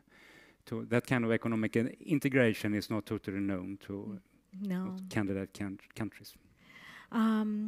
Yes, that was a very quick and efficient answer. That means I have another chance to pick one more question from Menti. So that oh no, we have a question in the room. Thank you. Good afternoon. I'm a Serbian ambassador. Thank you for reaffirming the support for the enlargement toward Western Balkans as well. I just wonder, it's more philosophical than the question from the ambassador's point of view. How do you maintain the support for the EU in the candidate countries? Because at the beginning, before you get the candidate support status, the population is very enthusiastic and you have the highest levels of the support for the EU. Then the process starts and it diminishes. And as longer as it takes, it diminishes even more, but it also affects the engagement in the political scene. The political internal forces also have to reciprocate for the views of their electorate, no? So what can member states and EU in general can do beside these advertises that we all get, EU for you, and what have you done? Thank you. Thank you. Anyone wants to speak up? Alexandra, yes, please. I can just say what you should not do is what the European Union did during the COVID pandemic. For example, Serbia and other countries who were left totally outside the vaccine scheme that the European Union set up. And then instead you let other geopolitical actors step in. So I think that we have to have a broader kind of course, corporations, but then it comes back to this credible process. This is a two-way, credible, merit-based process in the sense that when steps are taken, they have to be reconfirmed. And I think that Lars had a very good point with, for example, countries like Montenegro, who has perhaps worked with it for a longer time. They're NATO members, done other works. So if things move ahead in smaller countries to continue the process even faster there. Yeah, thank you. Any other comments? Well, I agree with Alexandra. I mean, your question is very relevant, of course. And I mean, I always been, as Alexandra knows, I've always spoken freely, also when I was ambassador, but I can speak even more freely now. It's very clear that the new so-called methodology for enlargement that was introduced some years ago on the assistance of France was, of course, a more elegant way of saying that France did not think that enlargement was very much a priority, which, of course, slowed down the process. And the countries concerned are not stupid. You saw that, of course, even though the rhetoric was different from European manner. So that's very clear. I admit that. I think now we have the methodology. It's not all that bad. I mean, it's quite good. I think what we should do is we cannot give up the idea of a merit-based process. We have to do that. What has happened lately, over the past 2 or 3 years, is that the European Union, both the institutions and member states, are paying more attention to what in Swedish is called alignment with CFSP policies. To explain that the candidate countries align themselves more broadly with the common foreign and security policy of the European Union. Now, this has become a problem lately. It's a little bit of a problem for Serbia, to be very honest. I mean, and I think that area is now, proportionally speaking, more important than many other things. It's interesting. I mean, I think there is an understanding inside the European Union, both inside institutions and member states, that transformation of society takes time. I mean, it does. And we can see the progress being made. But of course, expressing policies, foreign policy, security policy, particularly in a time like right now, when we have what most of us see as a clear Russian aggression against Ukraine. I mean, that has been much more of a decisive factor, partly also because we see that when we have countries among the present members who take a different course, that creates tremendous disruptions internally. And so I think this is the question. So I think we are aware of what you're saying. You're right in what you're saying. But as Alexander, it has to be a little bit of a two-way street. I think the European Union, need to be a bit more honest and a bit more fair. I mean, if I look at, I'm not sure if there is a Montenegrin representative, but if I look at Montenegro, they basically could qualify for membership now. There has been some constitutional problems in Montenegro. Northern Macedonia basically did it, but then Northern Macedonia is another problem and that problem is spelled Bulgaria. To be honest, I hope there's no Bulgarian representative. So there are sort of less rational reasons. But I think what should be very important as a political signal right now is that we would make sure that at the same time as Ukraine and Moldova advances towards membership, that we would send clear signals that we see what's happening. I took Montenegro and Albania as 2 examples, and I think those are the ones that comes to my mind. There could be other. I think Serbia has a little bit more to do, to be honest. Bosnia-Herzegovina definitely has more to do. Northern Macedonia, well, Bulgaria has a lot more to do. So I think we should be able to move a little bit at the same time. So I think there is a good possibility to move the enlargement of the European Union faster now, but all those of you who are in the process of wanting to join should be aware of the fact that you may not be joining exactly the same union as we have today. Yes, Jürgen, your last comment? No, the only thing, if I add something to that, I mean, I think the idea of a gradual integration is interesting also in that respect, that means that for a country, it's not just in waiting outside, but it can participate more successively in the work of the European Union, and then something happens. Yeah. Thank you all very much. I think we are precisely at the 15 past the hour moment. Thank you for the questions from the public. Thank you for the questions on Menti. And most of all, thank you for our panel participants for all your insights. A grand hand of applause.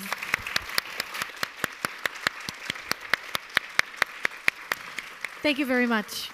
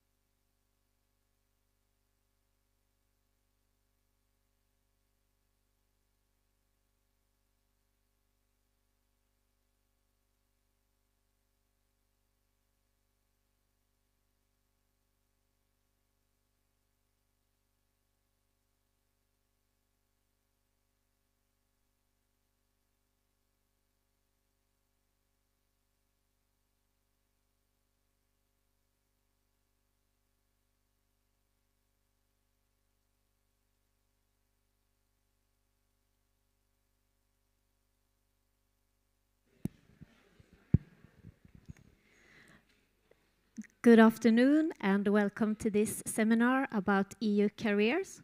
My name is Kristina Hrbinic and I work at Europe Direct here in Lund, and we are one of the organizers together with the Swedish Council for Higher Education, UHR, and Global Policy Research Group. And I would like to hand over to Asia, who will moderate this seminar, and I will also ask you to give them a warm hand of applause.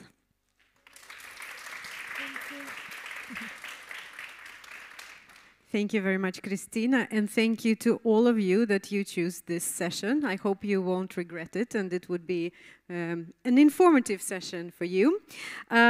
We are going to talk about unlimited, exciting, amazing, and challenging career opportunities at EU institutions. We have invited interesting and very inspiring guests that are going to share their testimonials about what it's like to work for 2 EU institutions.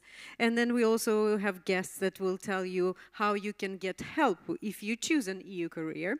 After this seminar, you would definitely know what it's like to live and work in Brussels and Luxembourg, and then you would also know where to look for information about EU career opportunities and who can help you on your way to your EU career.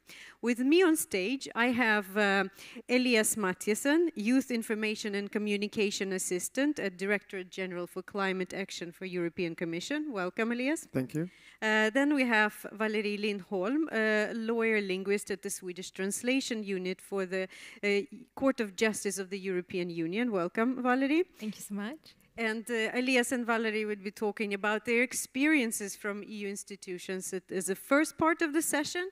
And during the second part of the session, we have Simon Schacht, co-executive director at the EU Academy that belongs to the Global Policy Research Group.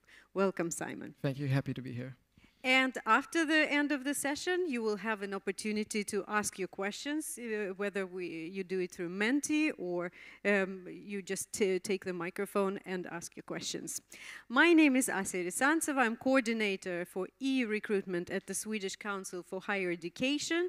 Those of you that have studied or are still studying in Sweden, you definitely have used our services when you applied for university admissions, högskoleprovet, maybe you applied to get your international diploma recognized or took part in Erasmus international exchange programs. But we are also working with the government assignment to inform about career opportunities, both traineeship and employment at EU institutions, agencies and bodies. And we also support Swedish citizens that apply for traineeships and jobs at EU institutions. And this is a part of the Swedish national strategy and action plan that is aimed at increasing the number of Swedes working for EU institutions. This action plan is not new, it's 2018, but just this morning you heard that our new EU minister said that it is going to be and continue to be a priority for Sweden. And that is not only a challenge for Sweden. If we have representatives from other European countries, it's 14 other member states that are also underrepresented in Sweden, in the European staff. We are working together as a team, the Swedish Council for Higher Education, the Prime Minister's Office, as you've seen, EU Minister and Swedish Prime Minister are talking about the importance of geographical balance in EU institutions and that more Swedes are applying for EU careers. And also I have 2 wonderful colleagues at the Swedish Permanent Representation that are working with strategic EU recruitment and geographical balance. And what we actually do is that we organize different types of information campaigns, events, support activities where we see to it that everyone that chooses an EU career path will get information, career guidance, training and coaching on the level of individual coaching in order to succeed on all parts of this EU career process from application to recruitment. And when we talk about EU career opportunities, I would like to just tell you that it is unlimited opportunities for people of any kind of background. It doesn't matter what education, what profile you have. all profiles are needed at EU institutions, and you would find a career that would fit you. And also an EU career can look very different depending how you start. What are your interests? You can start your career already while you're studying for your bachelor degree, when you do an unpaid traineeship, let's say at an EU regional office in Brussels, or maybe at the Swedish permanent representation in Brussels. You can, after you take your minimum bachelor degree, you can choose one out of 60 different paid traineeship programs of EU institutions. Then if you want to choose an educational path, it is a possibility to choose a one-year master program at College of Europe, and Swedish government is giving a scholarship for all Swedes studying at College of Europe. And then, of course, you can choose a job and choose one type of a contract. You can be temporary agent or contract agent, and then, of course, many want to be permanently recruited EU officials, and we will help you with that too. And if any of you that are listening here are civil servants, then there are even possibilities for you to be seconded national experts at EU institutions. And these are just a few examples of what career path you can choose. But instead of me continuing to talk about all these career opportunities, I have two people that are actually working at EU institutions, and it would be great to hear about your experiences. But let's start, before we talk about what you do today. What is your background? What did you do before you came to EU institutions? And what education, what languages you speak, and so on? Elias, let's start with you. Yes, thank you. No, so I actually, although right now I'm working with EU climate policy and EU climate action, I started off doing something quite differently. So I started off studying development studies in Stockholm, so something focusing more on a global level. And then I went on to study global studies here in Lund, still with a major in development. So nothing really centered on EU affairs, nor on climate and sustainability, for that matter. I did some internship in Paris at the Swedish representation to, or the delegation to UNESCO. So again, working with education, with culture, and at a UN level. So definitely nothing that necessarily would have led me to where I am today. But then when during my time here in Lund, my interest slowly shifted, and I realized that actually my interest lied more in climate and sustainability, and that got me to realize that I wanted to focus more on EU policy. So that was a gradual shift. I, for example, joined UPF, which some of you might know, the Association of Foreign Affairs, where I took on more of an interest in EU policy specifically and climate. And now, after doing my traineeship at the Commission, I'm working with what I now am passionate about. And I think it's just to say that then what you start off doing doesn't necessarily need to define where you end up.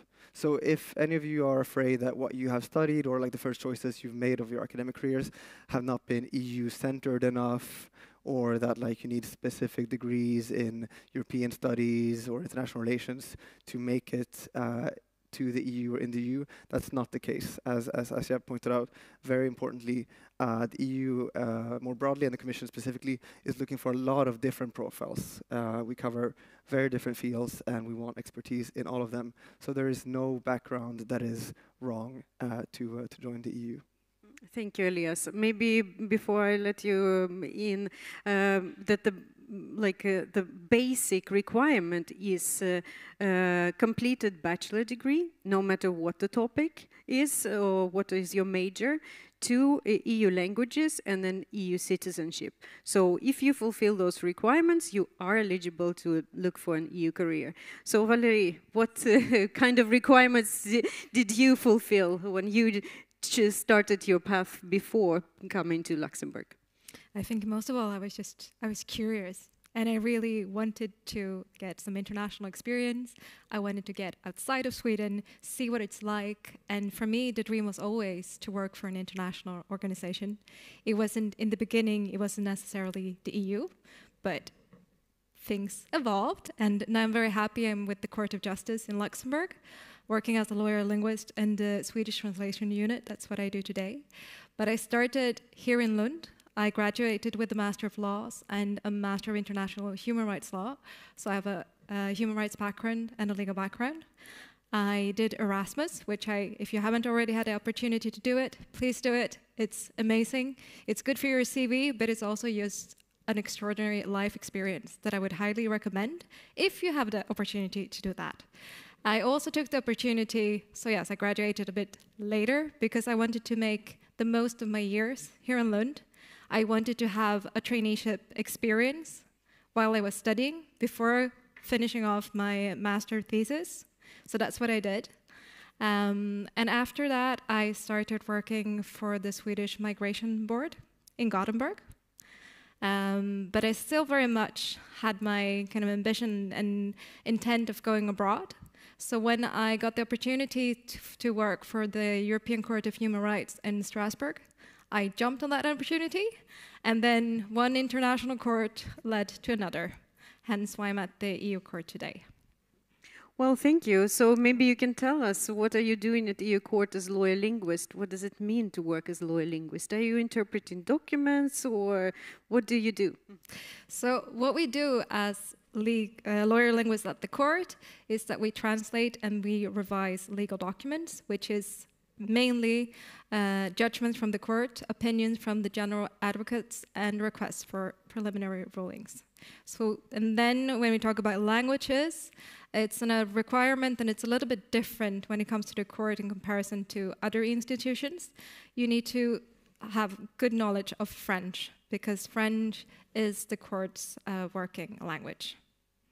Thank you. Elias, what about you? What do you do at the Commission? You just touched upon it very briefly, but maybe what in a bit more detail. Yes. So my main two things is external communication and youth engagement.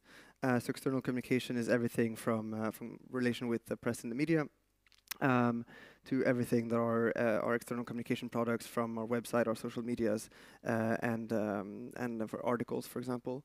And then my work with youth engagement is basically trying to involve young people, often through European level youth organizations, so that they have a platform, that they have a say in EU legislation in a way that other, for example, interest organizations and stakeholders have, but that the young people often struggle to find that platform. So we're there to aid them in that. Okay, just a quick question to both of you. What would you say is the best about your jobs now? For me, I think it's the fact that I get to be part of something bigger. I get to contribute to the work of an institution, of an organization whose values I believe in. I also get to work in the middle of Europe with a lot of different colleagues from different member states.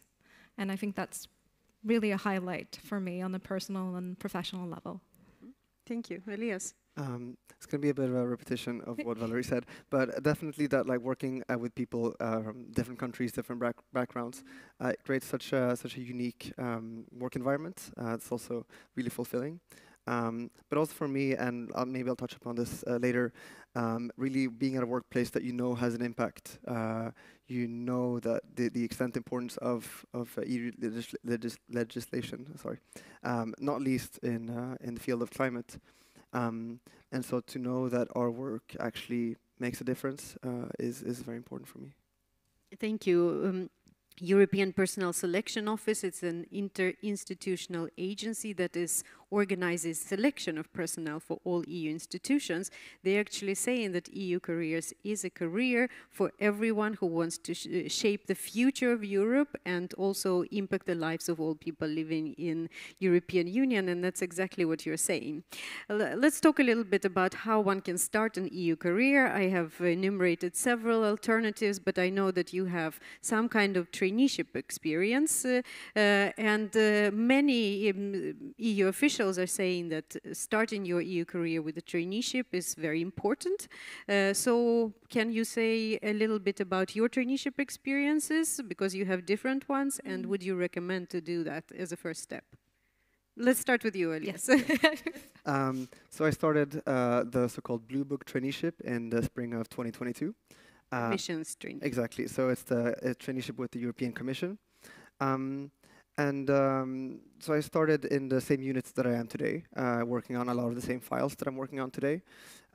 It's a 5-month paid traineeship, which, I mean, a decent pay that allows you to live comfortably in Brussels, I would say.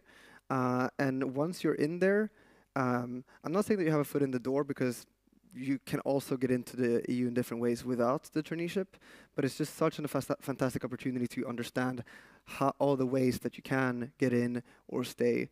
And there are a lot of opportunities that open up once you're there. In my case, I was lucky. Right after my traineeship, a colleague went on maternity leave. So I could stay on because of that baby. And then I was even luckier because after those 5 months of the maternity leave, another colleague also had a baby. So I owe these babies a lot, career-wise. But just to say, I mean, this is of course anecdotal, but it's more just to say that once you are in, there are so many opportunities that will present themselves during your stay. And after I'd stayed there for a while, then I could stay on a better, more permanent contract. So network references, connections, that's important. Yes, although I personally don't even like networking, so it's also just to say that you don't either have to think that you have to come there and like be this like slick networker to make it in the EU bubble. I'm sure it helps, but it's not the case for me, and I still stayed on somehow. So. Okay, great, thank you. Valerie, what about your traineeship experience? You kind of made it happen yourself. Yes. I saw an opportunity. Yeah, I saw an opportunity and went for it. No, so while I did another traineeship actually at the Council of Europe for the Swedish permanent representation, I saw the head of unit at the time who was working for representing the EU-Commission, and I thought this person seemed like a brilliant person. She was so smart and thoughtful, and I thought I could really learn from this person. So I mustered up the courage and I asked if it was possible to become one of her trainees, and she said yes. So that was a bit more of an ad hoc traineeship experience for me. But again, I think even if you're not really you think you're not into networking, I think when you meet the right people, the people that inspire you, you're automatically drawn to them, and then don't hesitate to ask for advice or see if there's an opportunity. You never know. And the worst case scenario is that they say no, but then at least you tried. Yeah. And then also when it comes to applications, because I didn't do another traineeship after that, but how I started within the EU was with a temporary contract. Also, thanks to a maternity leave. So it does help. You never know, but it does help. Send in your CV, and I thought when I sent in my CV to the court, I thought, okay, I'm sending it in. It's a big black hole. They will never call me. They called me the next day. And yes, and everything else is history since then. So I would also like to kind of pinpoint the fact that you try. It's really important that you try and you make the most of the opportunities that you get. Very good advice, thank you. To try, and also don't give up, because it doesn't mean that you will come in from the first attempt. No. But eventually you will, I promise, and we will support you on that. Now let's have a little balance in our conversation, because like EU institutions, they like this work-life balance. It's in the focus of the latest European Commission HR strategy. So let's talk about free time. It's not only work, but I'm curious about you living in two very different capitals. So what is it like to live and work in Brussels and Luxembourg? What do you like about it, and what is challenging? Brussels first. So it's going to sound cliche, but Brussels is just a very international city. And it's actually the second most cosmopolitan city in the world, I found out recently. Because of the EU and all the international job opportunities that come also around it. But in general, it's just a very diverse city, very vibrant city, very young city. When I was preparing my speaking points, I wrote this down, but I was like, what does this actually mean? It sounds so cliche. So I actually did some research and found out that Brussels is the European capital with the youngest median age. And I feel like I personally can really feel that. There's a vibrant cultural scene. There's really a bit of anything for all tastes. So as a young person moving to Brussels, I think all of this makes it a very welcoming city. It's very easy to feel at home in Brussels, and I also say that comparing it to maybe some other cities that have a sort of stronger sense of self-identity. In Brussels, it's really everyone is welcome, everyone is a part of the city, and I really enjoy that. A challenge, well, I remember especially coming from Lund. I'm a big cyclist myself, and coming from Lund, and where the cars, the drivers actually respect you, to a city where they definitely don't, and sometimes it's almost the opposite. It's like they're out to get you. That was definitely a challenge. So if any of you do move to Brussels, and I hope that you do, please wear a helmet. Good advice. What about Luxembourg? How is it like to bicycle there? It's probably maybe safer than in Brussels. I haven't tried to bicycle in Brussels, but in general, Luxembourg is still a very safe city in comparison to other cities. It's smaller than Brussels, but it can have its advantages as well. It's easy to get to work. Everything is within reach. It is also, as you pointed out, a very international city. You can, I take the tram to work in the morning and you hear lots of different languages. Most people are coming from somewhere. They have parents from with different backgrounds. It has a lot of offer for its size.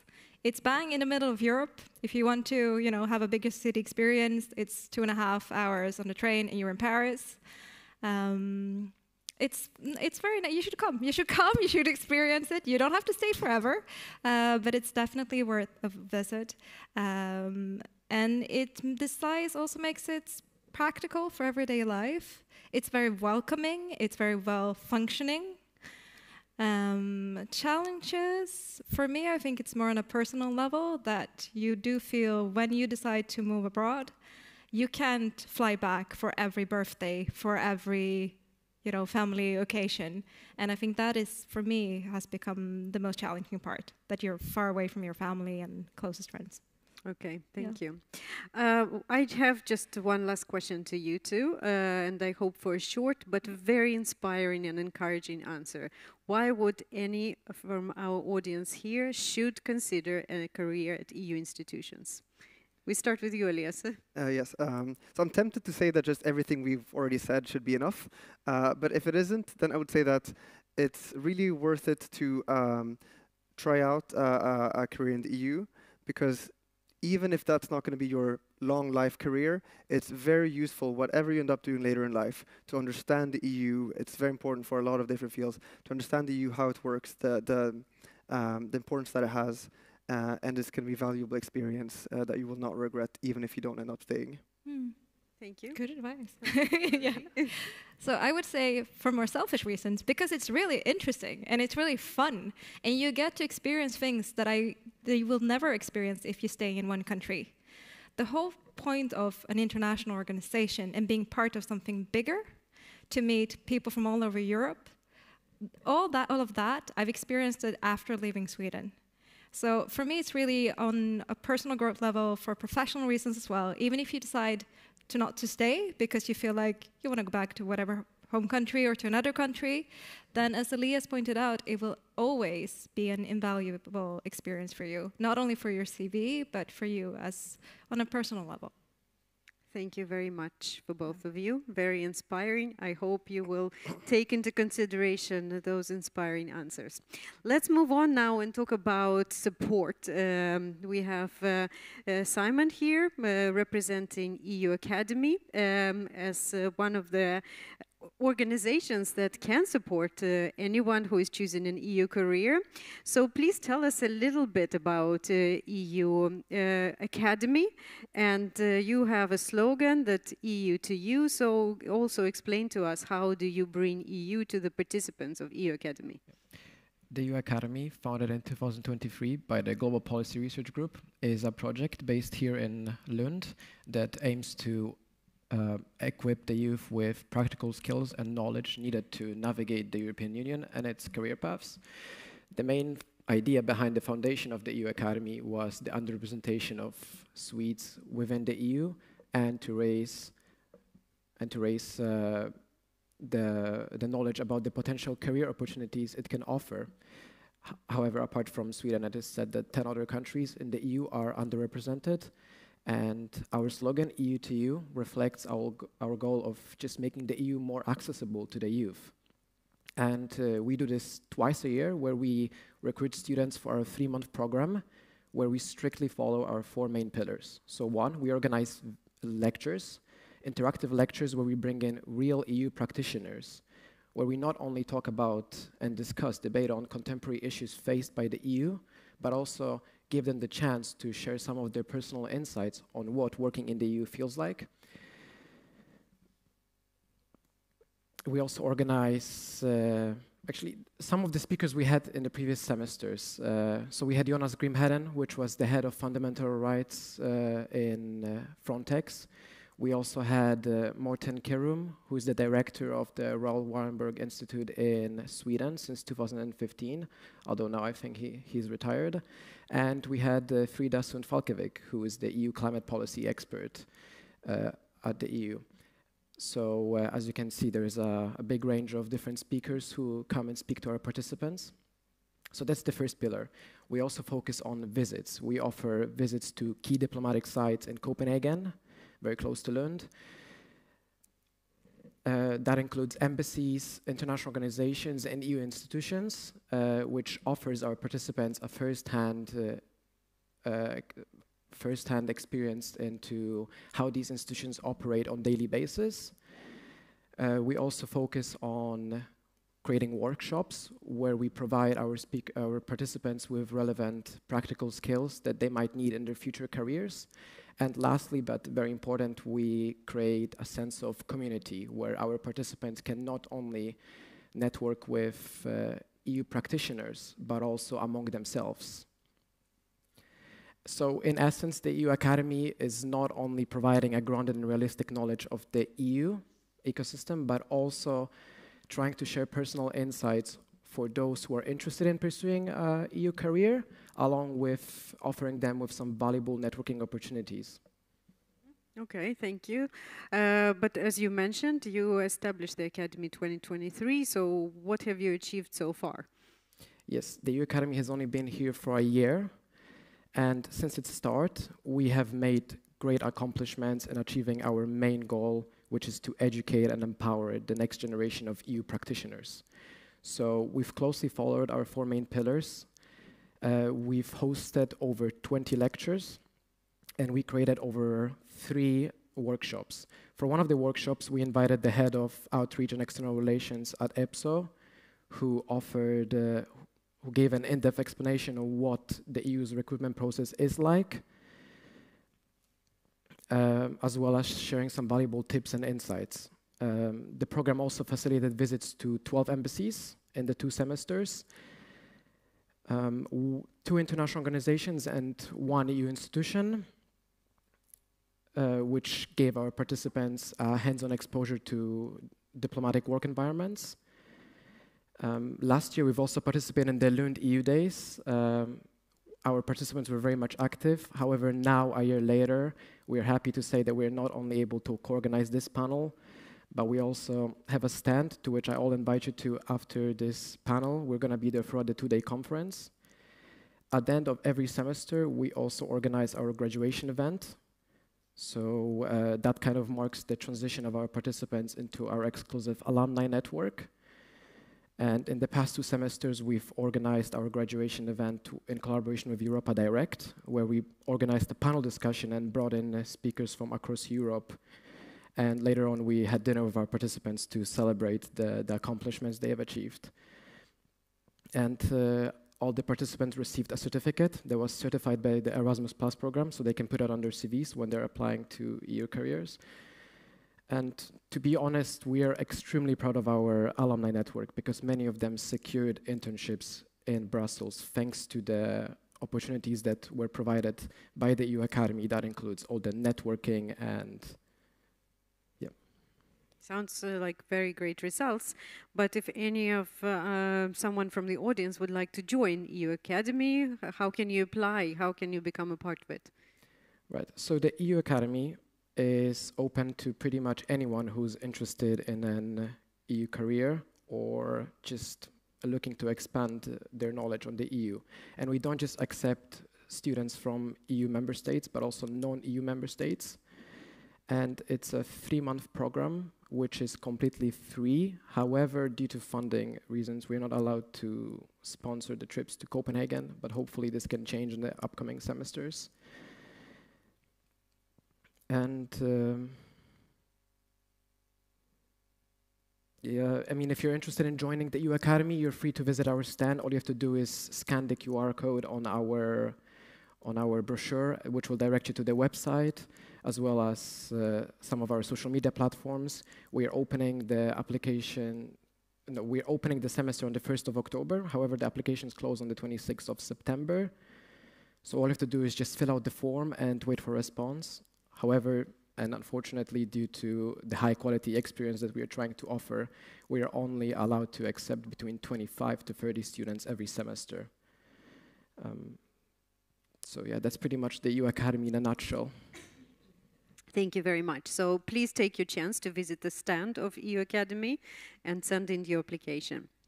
If you want to know more about EU career opportunities, I definitely recommend that you start your journey from visiting the website of European Personnel Selection Office, because that's where you'll find the basic information.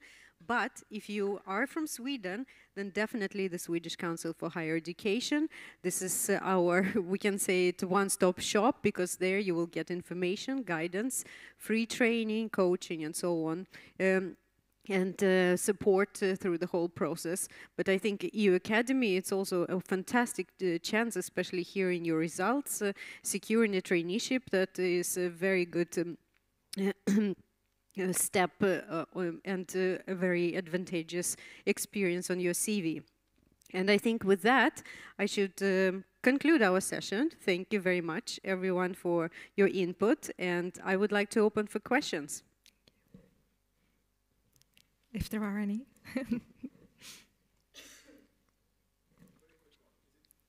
Sorry, do we need to use a microphone? Yeah.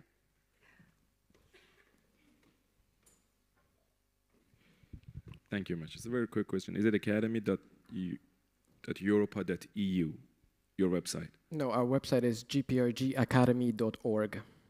So we are part of the Global Policy Research Group. So if you enter the website of the think tank, you will also be directed to the website of the Academy. You can follow also us on LinkedIn. That's our main social media platform. All you have to do is just type in GPRG EU Academy. Thank you. I will take a question here from Menti.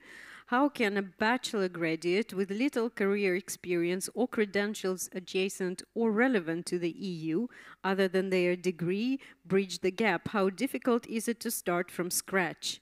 Well, I would say that if you have a bachelor degree, you are not starting from scratch. As I said, if you have knowledge in 2 EU languages, for example, English and Swedish, you don't start from scratch. Maybe you have done Erasmus, maybe you worked abroad, maybe you were exchange student. So I wouldn't say that you're starting from scratch, but definitely those experiences, international experiences, maybe a traineeship. Do you have anything else to add? EU Academy, studying there? Maybe. Anything else you might have as suggestions how you can bridge this gap to increase your chances? Well, no, first of all, exactly that already your degree is the most important part. So don't play that down. But then, I mean, when we talk about traineeships and internships, it doesn't necessarily have to be big, fancy traineeships on the other side of the world. Just to get some extracurricular experience in your, for example, in Lund, if you study here. I think that just shows a certain interest, drive, and it's more about showcasing also like your interests and your your profile more than necessarily that you have to like tick the boxes of having done this and that internship. So if you join a student organization, student association that somehow complements your profile or your degree, that's already a great place to start. Good advice. I think volunteer work can also be valuable experience. Do you have anything to add, Valerie? Not really. I would say the same thing. Any extracurricular activity that you could add onto your CV, I think that's why traineeships are valued so highly, whether they're short or longer, is the fact that you show that I have a specific interest, but I also have some practical experience from that field. Any odd language that you might know might also work to your advantage. Really, anything that you can come up with that makes you stand out, that makes you a little bit different from the peer next to you, that can be an advantage. Just work on that and believe that it can be, and don't downplay linguistic skills or other personal interests, because you never know, that might be something that sets you aside from all the other applicants. Thank you. Do you have anything to add, Simon? You can join the EU Academy and gain the practical insights. Yeah. All right. Any other questions? Yes.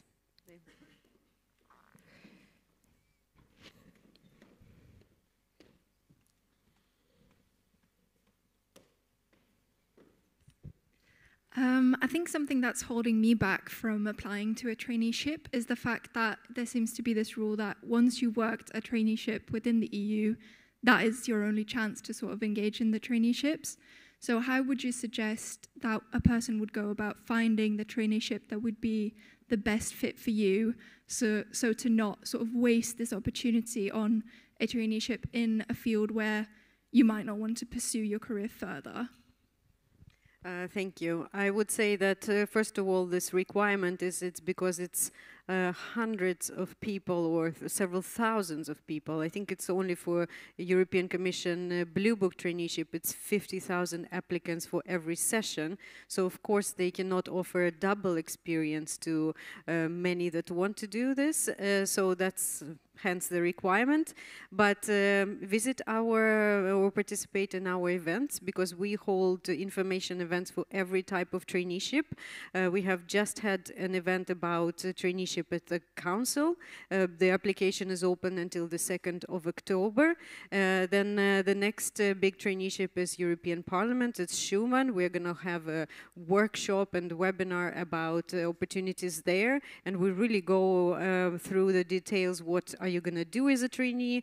Also how you succeed with your application. And then a Blue Book traineeship that Elias has done, that is going to open now in February. So we are also going to have this webinar about Blue Book traineeship, and then we have done a similar one for the European Court of Justice. And I also would say that both our website and even EPSO's website, they have a very good traineeship selection tool, so you can see what kind of topics you're interested, and if you think that this is not enough, please book a guidance session with me if you want to, or I have 26 colleagues all across Europe that are working in respective countries that are supporting their citizens. So that's also an option in order to find out what would be a good fit for you.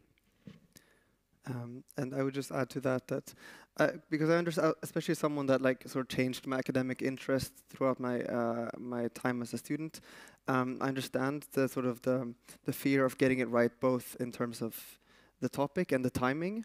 I mean, usually when people apply to the Blue Book, it's towards the end or just after they're finished studying.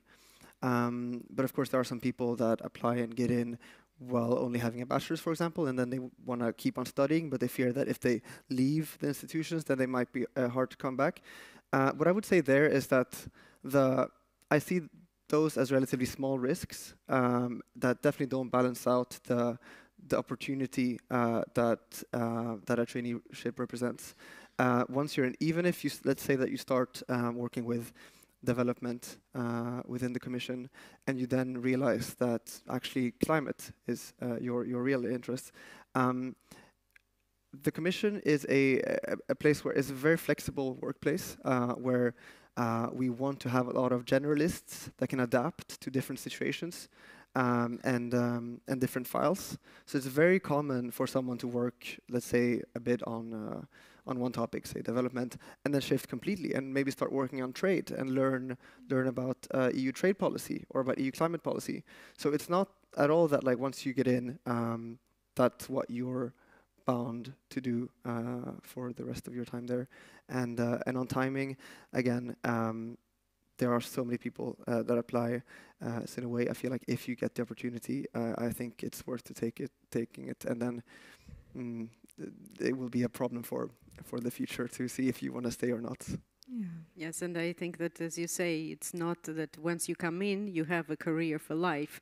They say that it's a life with different careers in EU institutions because of rotations, because of personal and professional development, education that you can get. So you can definitely change your profile while you're working at EU institutions, or maybe you can work and major in one specific topic and work with it at different institutions and agencies. So it's really a very flexible and mobile career.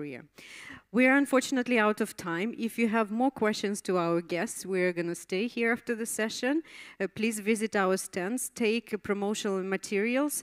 If you're not following us on EU Careers Sweden in Facebook, Instagram or LinkedIn, please do that. You will not miss anything of importance about EU career opportunities as well as our events. And please do consider EU Career. It is a fantastic opportunity for you, and you would never regret it. Thank you very much. And thank you.